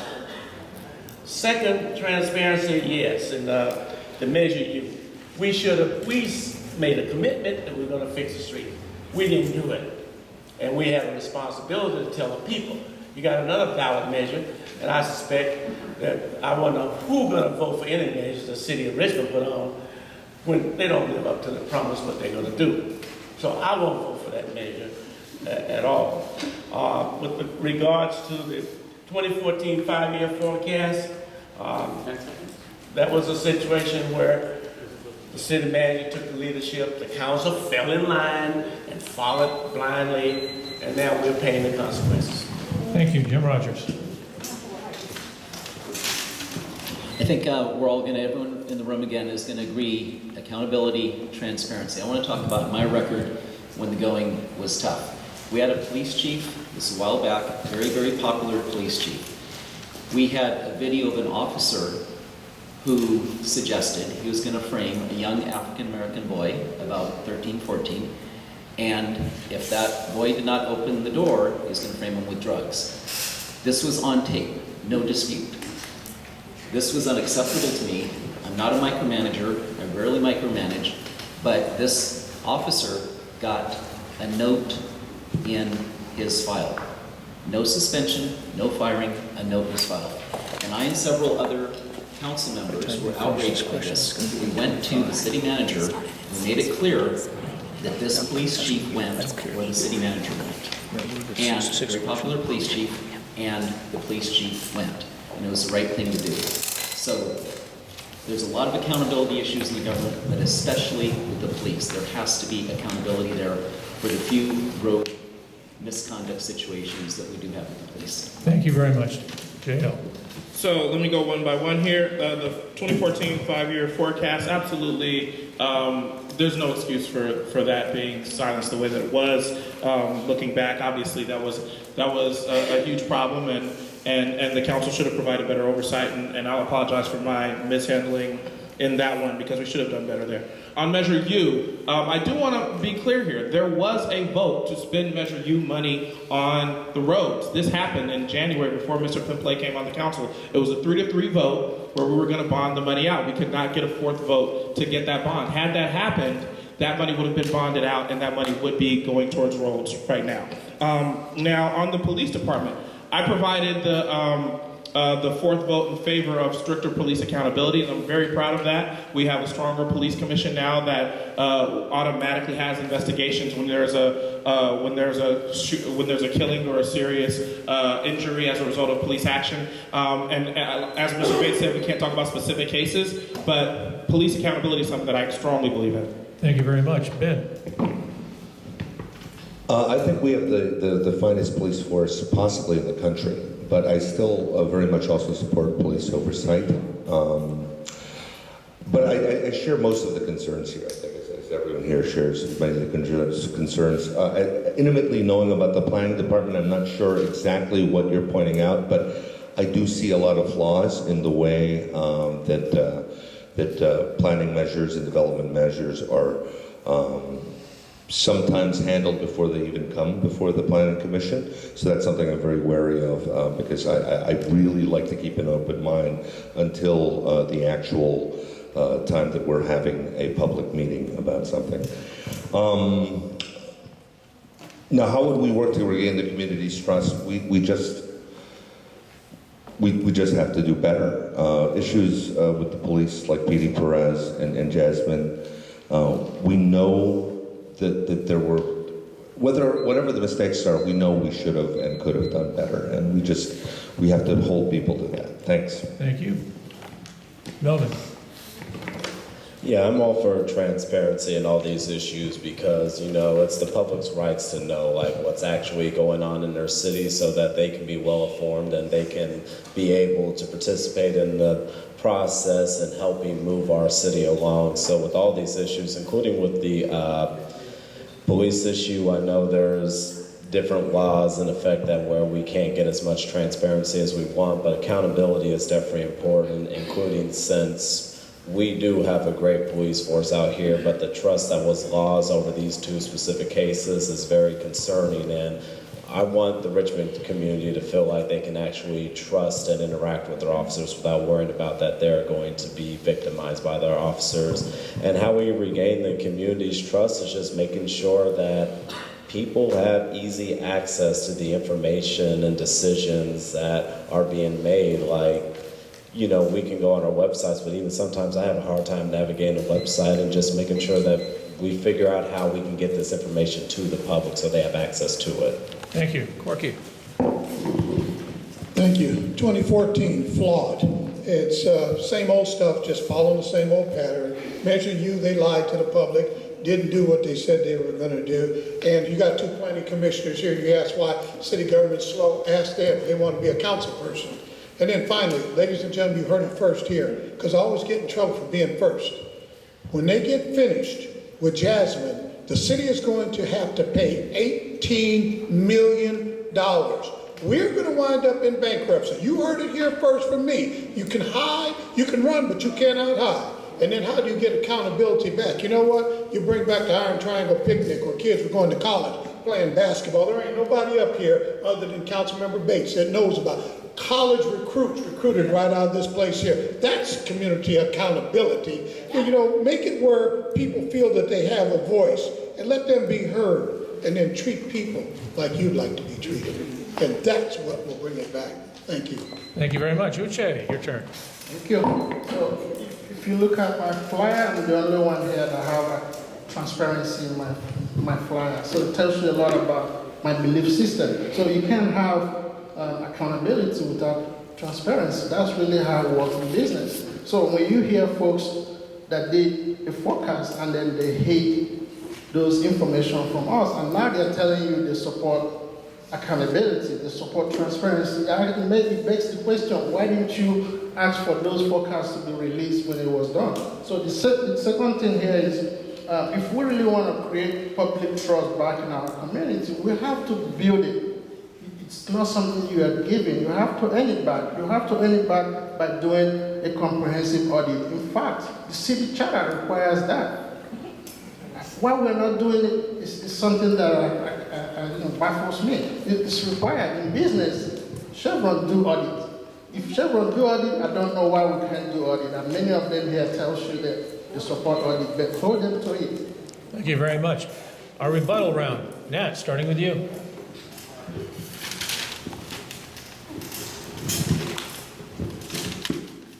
Well, again, accountability is a big word, and I think that this council, who is a overseer of the governmental structure, has the responsibility. There are certain things legally that we can't reveal, but there are other things that we can be out front, open with the Measure U, the 5-year forecast, and numerous other examples. Again, this council is lazy. They sit on their ideas and they don't make the city manager responsible. When we have budget hearing, that's about the only time you hear any questions about anything about the budget. And that's once every, 3-6 months. I guess we do for another. But anyway, you need council people that are going to be active and involved in overseeing the city government. Thank you, Jim. I think that certainly the handling of a tragedy by the police department is something we need to look at, and if we made mistakes, we need to improve them. But I think if you really want to get the community to trust you, I think what you need to do is you need to not have the tragedies in the first place. After we got rid of the police chief I mentioned earlier, we wound up with Chris Magnus. He is the most hawkish person on police accountability, training, discipline, et cetera, that I've seen in public life.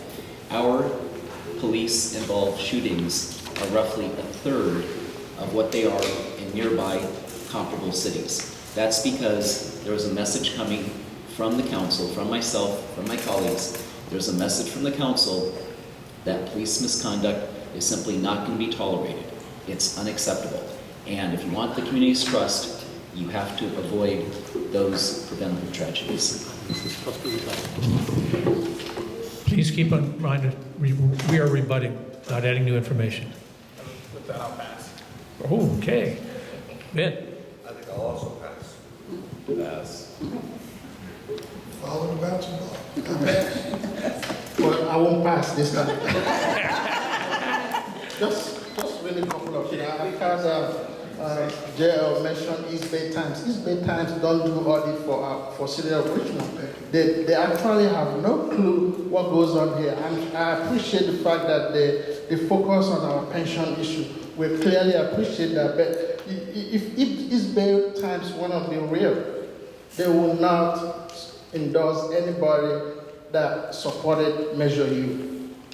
If they're serious about helping Richmond, they will call for comprehensive audits. They didn't call for those things. So if East Bay Times becomes the voice for us to listen to here, then we're in trouble. So we need to be aware of those endorsements. It doesn't really add any value to what we're talking about here. Now, the issue of, I heard Mr. Rogers say that for you to avoid any issue, then we shouldn't have a shooting. Accidents happen, incidents happen in our life, but we have to create a system that that deals with those things when they happen. We can't just say avoid it, then it becomes an issue. And thank you very much. So, I'm sorry, can I take back my pass? Because nobody mentioned me the first round. He didn't mention me the first round, but in the second round he attacked me. I think you're hearing the will of the people. No, you had your chance. Vinay. Yeah, That wasn't a rebut, though. That wasn't a rebut. Okay. So, rebutting Uche, Marek, and Troy. I mean, with Uche, I just want to say, as someone who got the strongest endorsement from the East Bay Times, I think they do know what they're talking about. As far as Marek, you know, he said he was the 4th vote on the police accountability thing. That actually passed 6-1. Mayor Butt was the only one who opposed it. I certainly supported it. And Ben Choi, after 6 years on the planning commission, he doesn't seem to know what the issue is. Well, I'll just point out one thing that I've brought up with the city manager. The Terminal 1 project, for example. There were proposals that proposed close to 300 units and others that proposed close to 100 units. That's the problem with the RFP specs. In terms of other accountability, supporting the audit is a big one. I also supported some proposals. Thank you very much, that would Renee. prevent contractors from doing weird things with change orders. Thank you very much. Because we started a little bit late, we have time for one more question. Okay?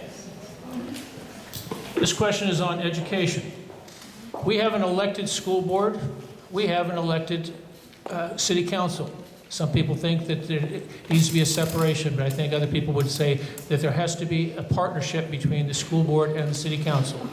Keeping that in mind, our current school system as a whole is still underperforming and failing many of our youth. Question 1, what are your ideas to help improve our educational system and better meet our kids' needs? Second part of the question, do you support charter schools? Why or why not? The next name out of the hat was Nat Bates. Oh, so I get the lead off, eh?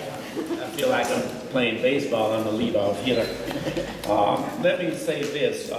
You're right. There's an independence between the school district and the city council. We all know that. I went to Richmond High School, Richmond Unified School District at El Cerrito. We had fabulous teachers when I was doing. I see a few of my colleagues. We had no problem. We got a good education. What happened between that year and now is, I have no idea. But it is failing, and we have individuals leaving this district, going elsewhere for better education opportunities. Do I support charter schools? Yes. I'll tell you why. If I have a kid, a grandkid, I want the very best education I can get, whether it's private school, charter school, or public school. If the public school is doing the job, hey, put him in there. If it's charter school, I'll put him in there, wherever. I want the very best, and I think most parents want the very best for their kids. Thank you very much. Jim Rogers. I appreciate these questions, but on this one, I have to say I fundamentally disagree with the premise. The premise is that the city council should be spending time micromanaging, making comments about what the school district is doing. I don't agree with that. It's come up over and over. I have not participated. It's easy to take swipes at the school board over a million different issues, but I think our job is to say, when there's a real issue where we can really contribute, what do we do? And again, when we had the chance to save the 3 schools that were slated for closure, Kennedy, Grant, and Olinda, we went forward with that. And under the proposal that I brought to the council, we ended up doing it where it did not cost us net a penny of city money. I brought in the drug-free loitering law near schools, which makes it easier to prosecute drug dealers there, pushed getting rid of alcohol and cigarette billboards near schools to prevent kids from getting educated that Joe Camel and cigarette addiction is the way to go. So I think we need to focus on what we as a city council can actually do to help the schools. JL. And that's a perfect lead-in, which is something that I've done a lot. I'm proud that I took the leadership on establishing the Richmond Promise program, which is now helping close to 400 young people from Richmond go to college. And it also creates a huge incentive to make sure that the school district sort of gets in line to make sure that these kids are able and ready to go to college. The My Brother's Keeper initiative as well provides a huge opportunity for the city to work with the school district to make sure that they're improving outcomes of our young kids, specifically our young kids of color at all ages of education. Again, both programs that do not require funding from the general fund, but allow us to provide resources for our youth. Specifically on the charter question, I don't think it's a yes or no thing with me. Some charters are good, some are not so good, but I do think we need to be careful about them. The issue is not just sort of making sure people have choice, understanding that everybody's not going to have a choice. So if charters are taking resources away from the schools or the kids whose parents aren't able to make that choice, then we need to be careful about that. Thank you. Ben Joy.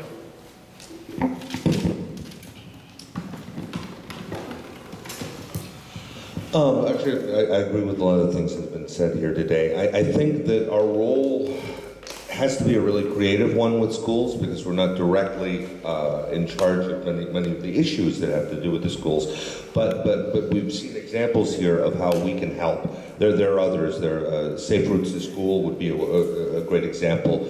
A way of making sure that kids have a safe trip on the way to school and maybe a safe place to go right afterwards as well. We need to expand on this type of helper role and create programs that would help kids with the problems that they have. We actually really do have to push the county to improve mental health services, because a lot of the problems that kids in school are faced with have to do with mental issues, with post-traumatic stress, with tough environmental issues. I do not support the expansion of public schools in Richmond. And right now, there's a lot charter schools. There are a lot of charter schools, and they're going to take too much of the kitty away from the public school district. Thank you very much. Melvin.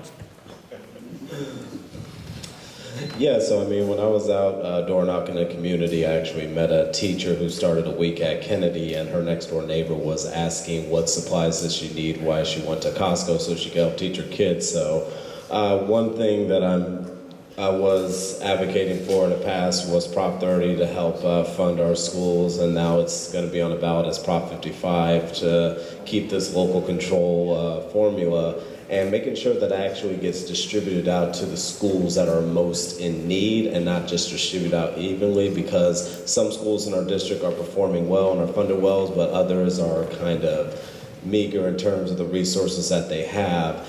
And I do not support charter schools as an answer to fix our education crisis. I do support a parent's right to send their kid wherever they feel like they want to send them to, but I do not support it as an answer to help provide quality education to our kids. And if we want a safer community and a better education system for all kids, we need to refund our public schools and get the resources for that and work with the school district.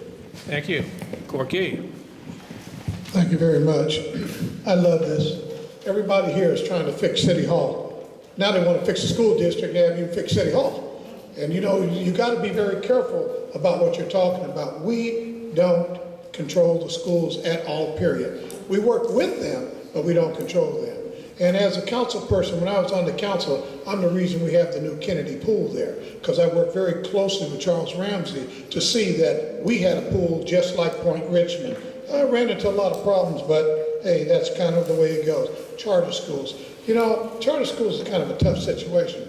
I basically don't choose to support charter schools, but you also have to understand, we have no say. Ladies and gentlemen, you got to know where your boundaries are. It's up to the parent of the child to determine where the child goes. Whether you make a law or not, you can't stop that person from taking their child to a charter school.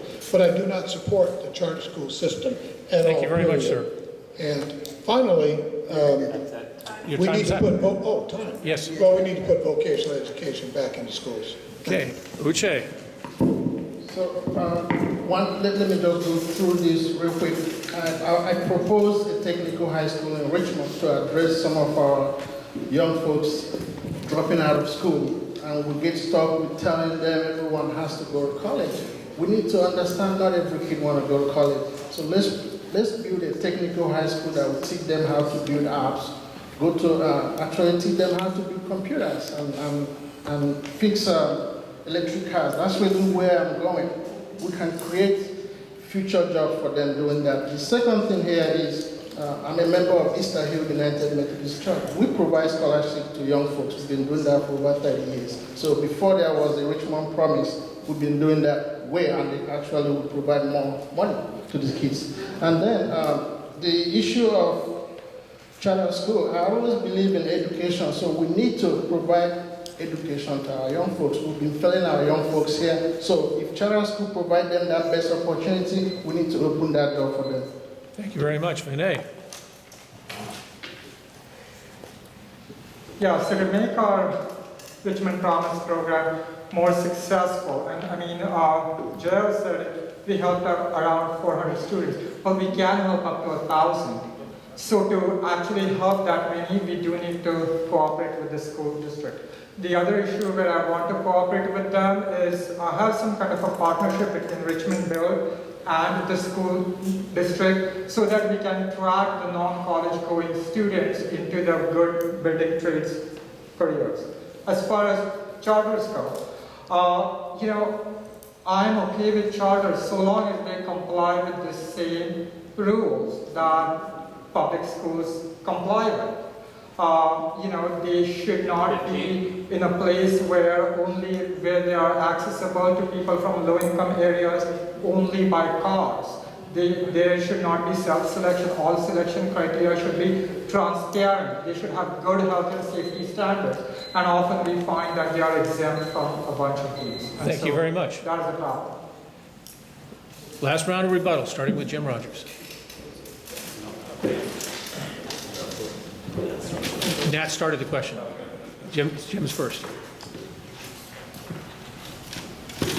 I certainly appreciate Uche's work with the scholarship program that he worked on, but I think it's really important when we're talking about supporting our kids to understand what we got and what we negotiated.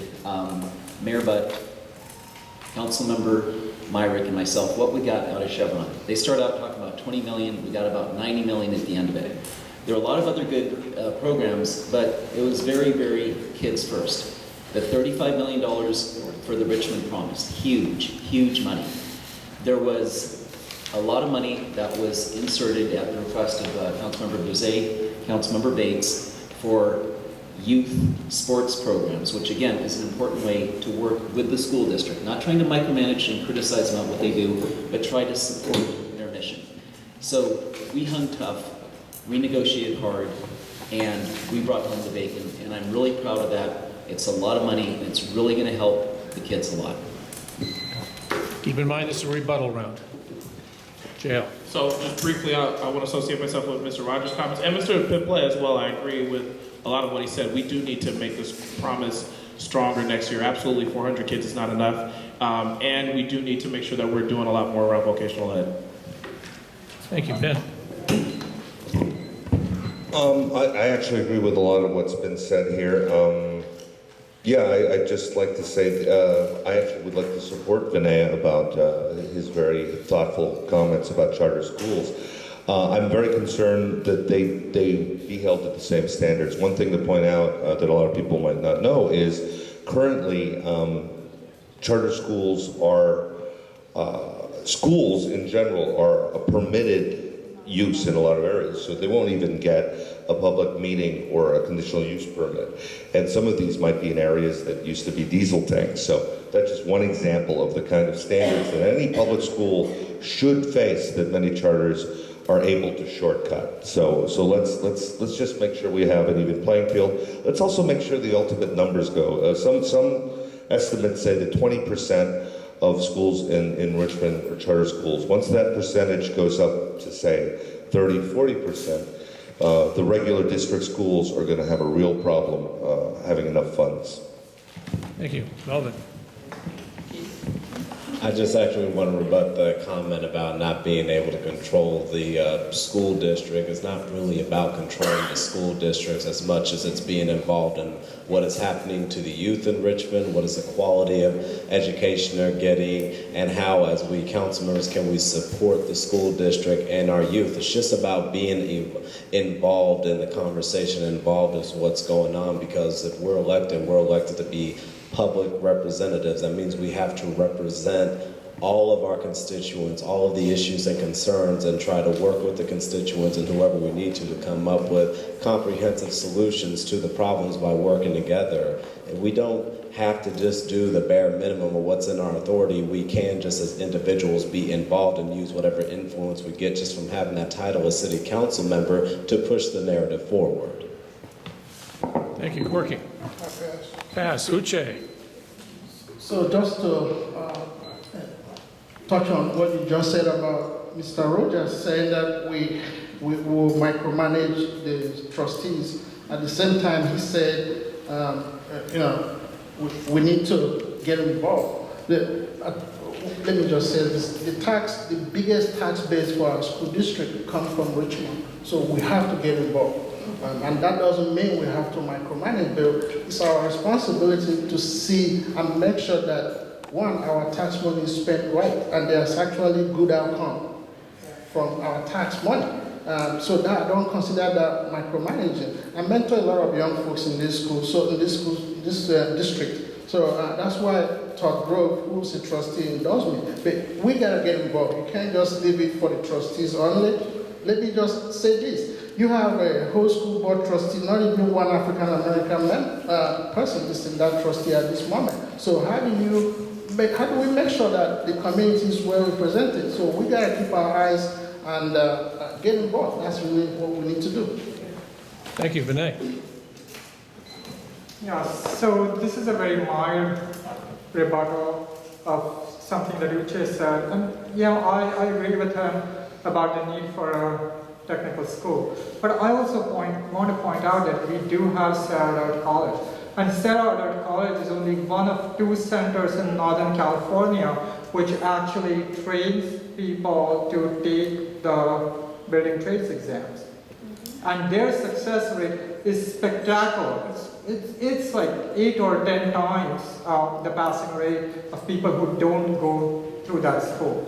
And so I have tried to foster I have fostered collaboration between our LEAP program, Literacy for Every Adult program, and the Cesar College Building Trades program, so that the people can actually go into there and have good jobs and careers.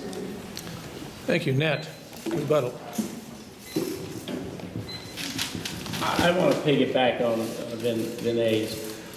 I was told that Making Waves graduate their students to the 90+% for college preparatory entrance. Kennedy was like 10 to 12 to 15%. Now, if you got a kid, just common sense, if you got a kid, you have a choice between one or the other, public school or Making Way, where are you going to send your kid? Don't make any sense.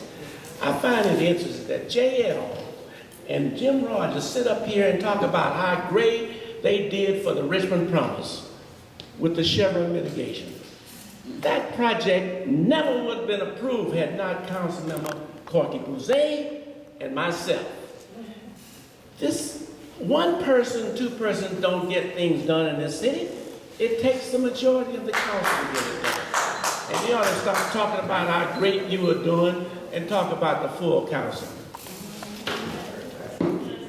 Thank you very much. We will be going into the closing statements in just a moment, but I know what happens when the last closing statement is made. Everybody's going to jump up and get out of here. So I've got a couple of announcements. First, I hope everybody here understands, events like this don't just happen. Somebody has to make them happen. I'd like the people that were responsible for making this happen, please stand up and allow the rest of us to give you a round of applause.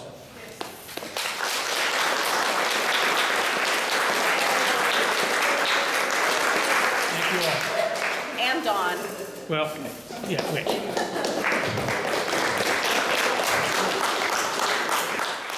One last thing here is that we are video recording this. I can't guarantee that it will be on YouTube before you go to bed, but I guarantee you before you get up in the morning, it will be on YouTube. Just type in Iron Triangle, and it should take you to this, so you can share the link with other people. So those of you friends and neighbors and relatives and Cesar that wasn't here, they can see what they missed. But now we have a 1-minute closing statement. We will start with Nat Bates and go to the other side of the table. Excuse me, Mr. Mayor. I thought that if you didn't use your time up on your rebuttal, you can use it towards your closing. You thought wrong. You thought really wrong. But here's an invitation to you.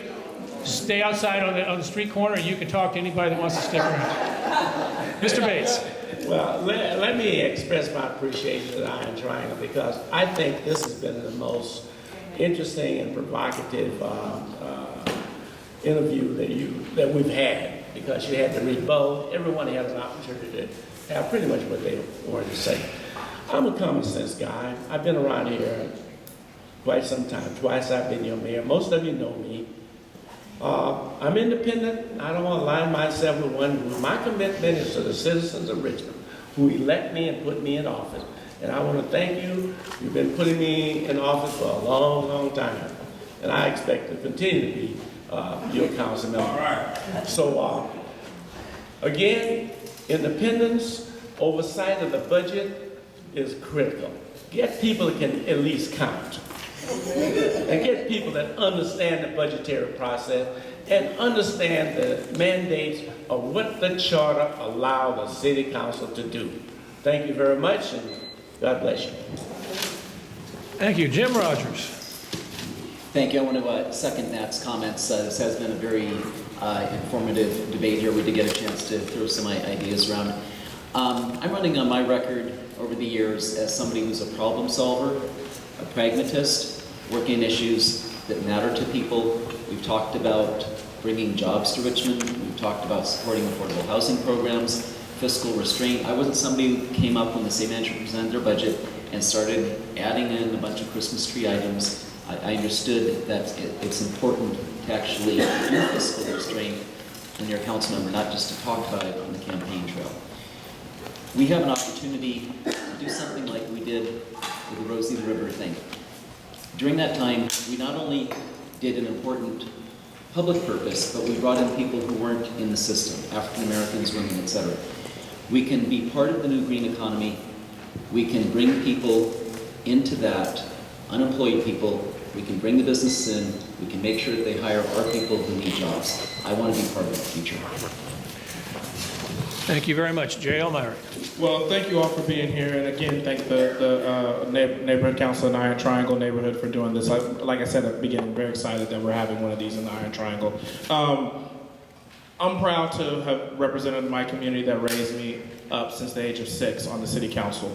And I know that in the coming years, we've got a lot of very complex issues to deal with. And I look forward to working with whoever you will elect with me in dealing with those issues. One of the proudest things that I was able to do was securing that funding and helping get the Richmond Promise started. It's a given that you need 4 votes to get everything done. It's a given that whatever we do has to get the support, and I appreciate Councilmembers Bates, Bouzet, Rogers, and Butt, and everybody who voted us to help us make that happen. But there's a lot more going forward. I'm proud to be endorsed by the Democratic Party. I'm proud to be endorsed by the Sierra Club. I'm proud to be endorsed by the East Bay Times. And despite my vote in favor of stricter accountability on police, including automatic investigations, I'm proud to be endorsed by the Police Officers Association. So I look forward to having your support in November. Thank you. Ben Choi. Thank you so much for having us here tonight. This was a really good event and really well put together. You know, when I first moved to Richmond, my wife was actually talking to one of the council members at the time, and she was talking about green jobs. And she said, why don't you support more green job opportunities for our young people? And this council member said, our young people aren't smart enough for those kinds of jobs. Now, when you go to the poll booth on November 8th, please vote for who you have faith in, but please also remember to vote for somebody that has the faith and the imagination to really take the opportunities that we're going to have here in Richmond. So please consider the kind of imagination, the kind of new ideas that are going to come to the table. Don't settle for just business as usual. Thank you. Thank you. Melvin Willis. Yeah, thank you all for tonight. This was definitely one of the better candidates nights than the ones that we have had in the past. I've been here my whole life and have been a community organizer, so I get involved, I go door to door, and part of what I have been doing and want to be doing is working with people on an individual basis and coming together to come up with a lot of the issues that are happening in Richmond, because it doesn't just take one of us to get it done. It doesn't even just take 4 votes to get something done. It takes all of us as a community coming together to make sure things get done with the issues of affordable housing, with the issues of getting jobs, with the issues, which I'm surprised didn't come up, of getting the hospital back here in West County. I'm proud to be endorsed by SCIU 10-1. I'm proud to be endorsed by Bernie Sanders. I'm proud to be endorsed by the California Nurses Association, NUHW, and so many other unions, because I've worked with these folks. They believe in me, and I hope you can believe in me too and vote for me on November 8th. Thank you very much. Corky Bouzet. Thank you very much, ladies and gentlemen. And I'm endorsed by the people of the city of Richmond. That's what I like. And when you see this that I mailed to you, I got all these postcards back saying, run, Corky, run. And that's exactly what I am doing. I want to finish the work I started. And what I'm asking you to do is I'm asking you to call your friends and neighbors and say, hey, Corky does his homework, Corky's a fighter, Corky doesn't give up, and when you need somebody, you can catch him at City Hall or you can catch him at Casper's. One of the things is he represents all the people all the time.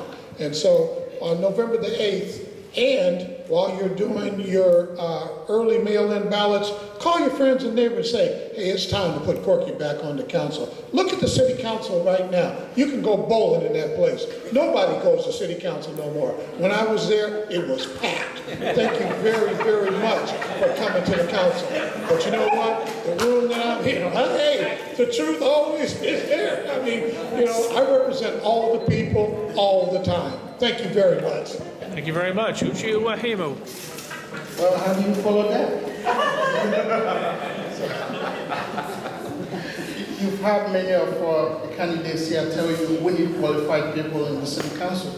I agree with that. You need to have qualified people that can deal with some of the complex issues we have here to bring businesses and jobs to Richmond. I've been endorsed by the lady that runs this Richmond Main Street. I'm the only person she has endorsed as far as I know. I've also been endorsed by the former mayor, Anderson. I've also been endorsed by former vice mayor, John Z., who is a business person. I've received endorsement of many, many community leaders and business leaders in this community because they believe I'm the most qualified person to help us move forward. November 8th, I'm asking you to take a look at the candidates. If you can't hire them to run your business, then you must not hire them to run Richmond. If you cannot hire them, you're looking for 3 candidates. If you can't hire 3 of them to run your business, then look for 2. If you can't find 2, you look for 1. That person should be me. Thank you very much. Thank you very much. And our last tonight, Nathan Play. Okay, so as you could tell from my volunteer activities and from my answers here, the things that are closest to my heart are education and jobs. But soon after I was appointed to council, what came and met me was the bond downgrade. And I used my knowledge as an attorney, I have a law degree from Berkeley, and my numbers background as a software engineer to have a quick grasp of the finances. So I have the qualification and the record of delivering our first structurally balanced budget in many years. And that is why there used to be times gave me such a strong endorsement. That is why Councilmember Bates has endorsement. What you get with me is someone who cares enough to study the issues thoroughly.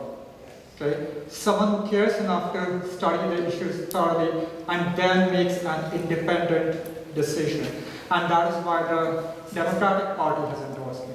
And that is why I hope that you will vote. Thank you very much. Thank you, Vinay Maplay. Thank you, gentlemen, for coming out and sharing with us tonight.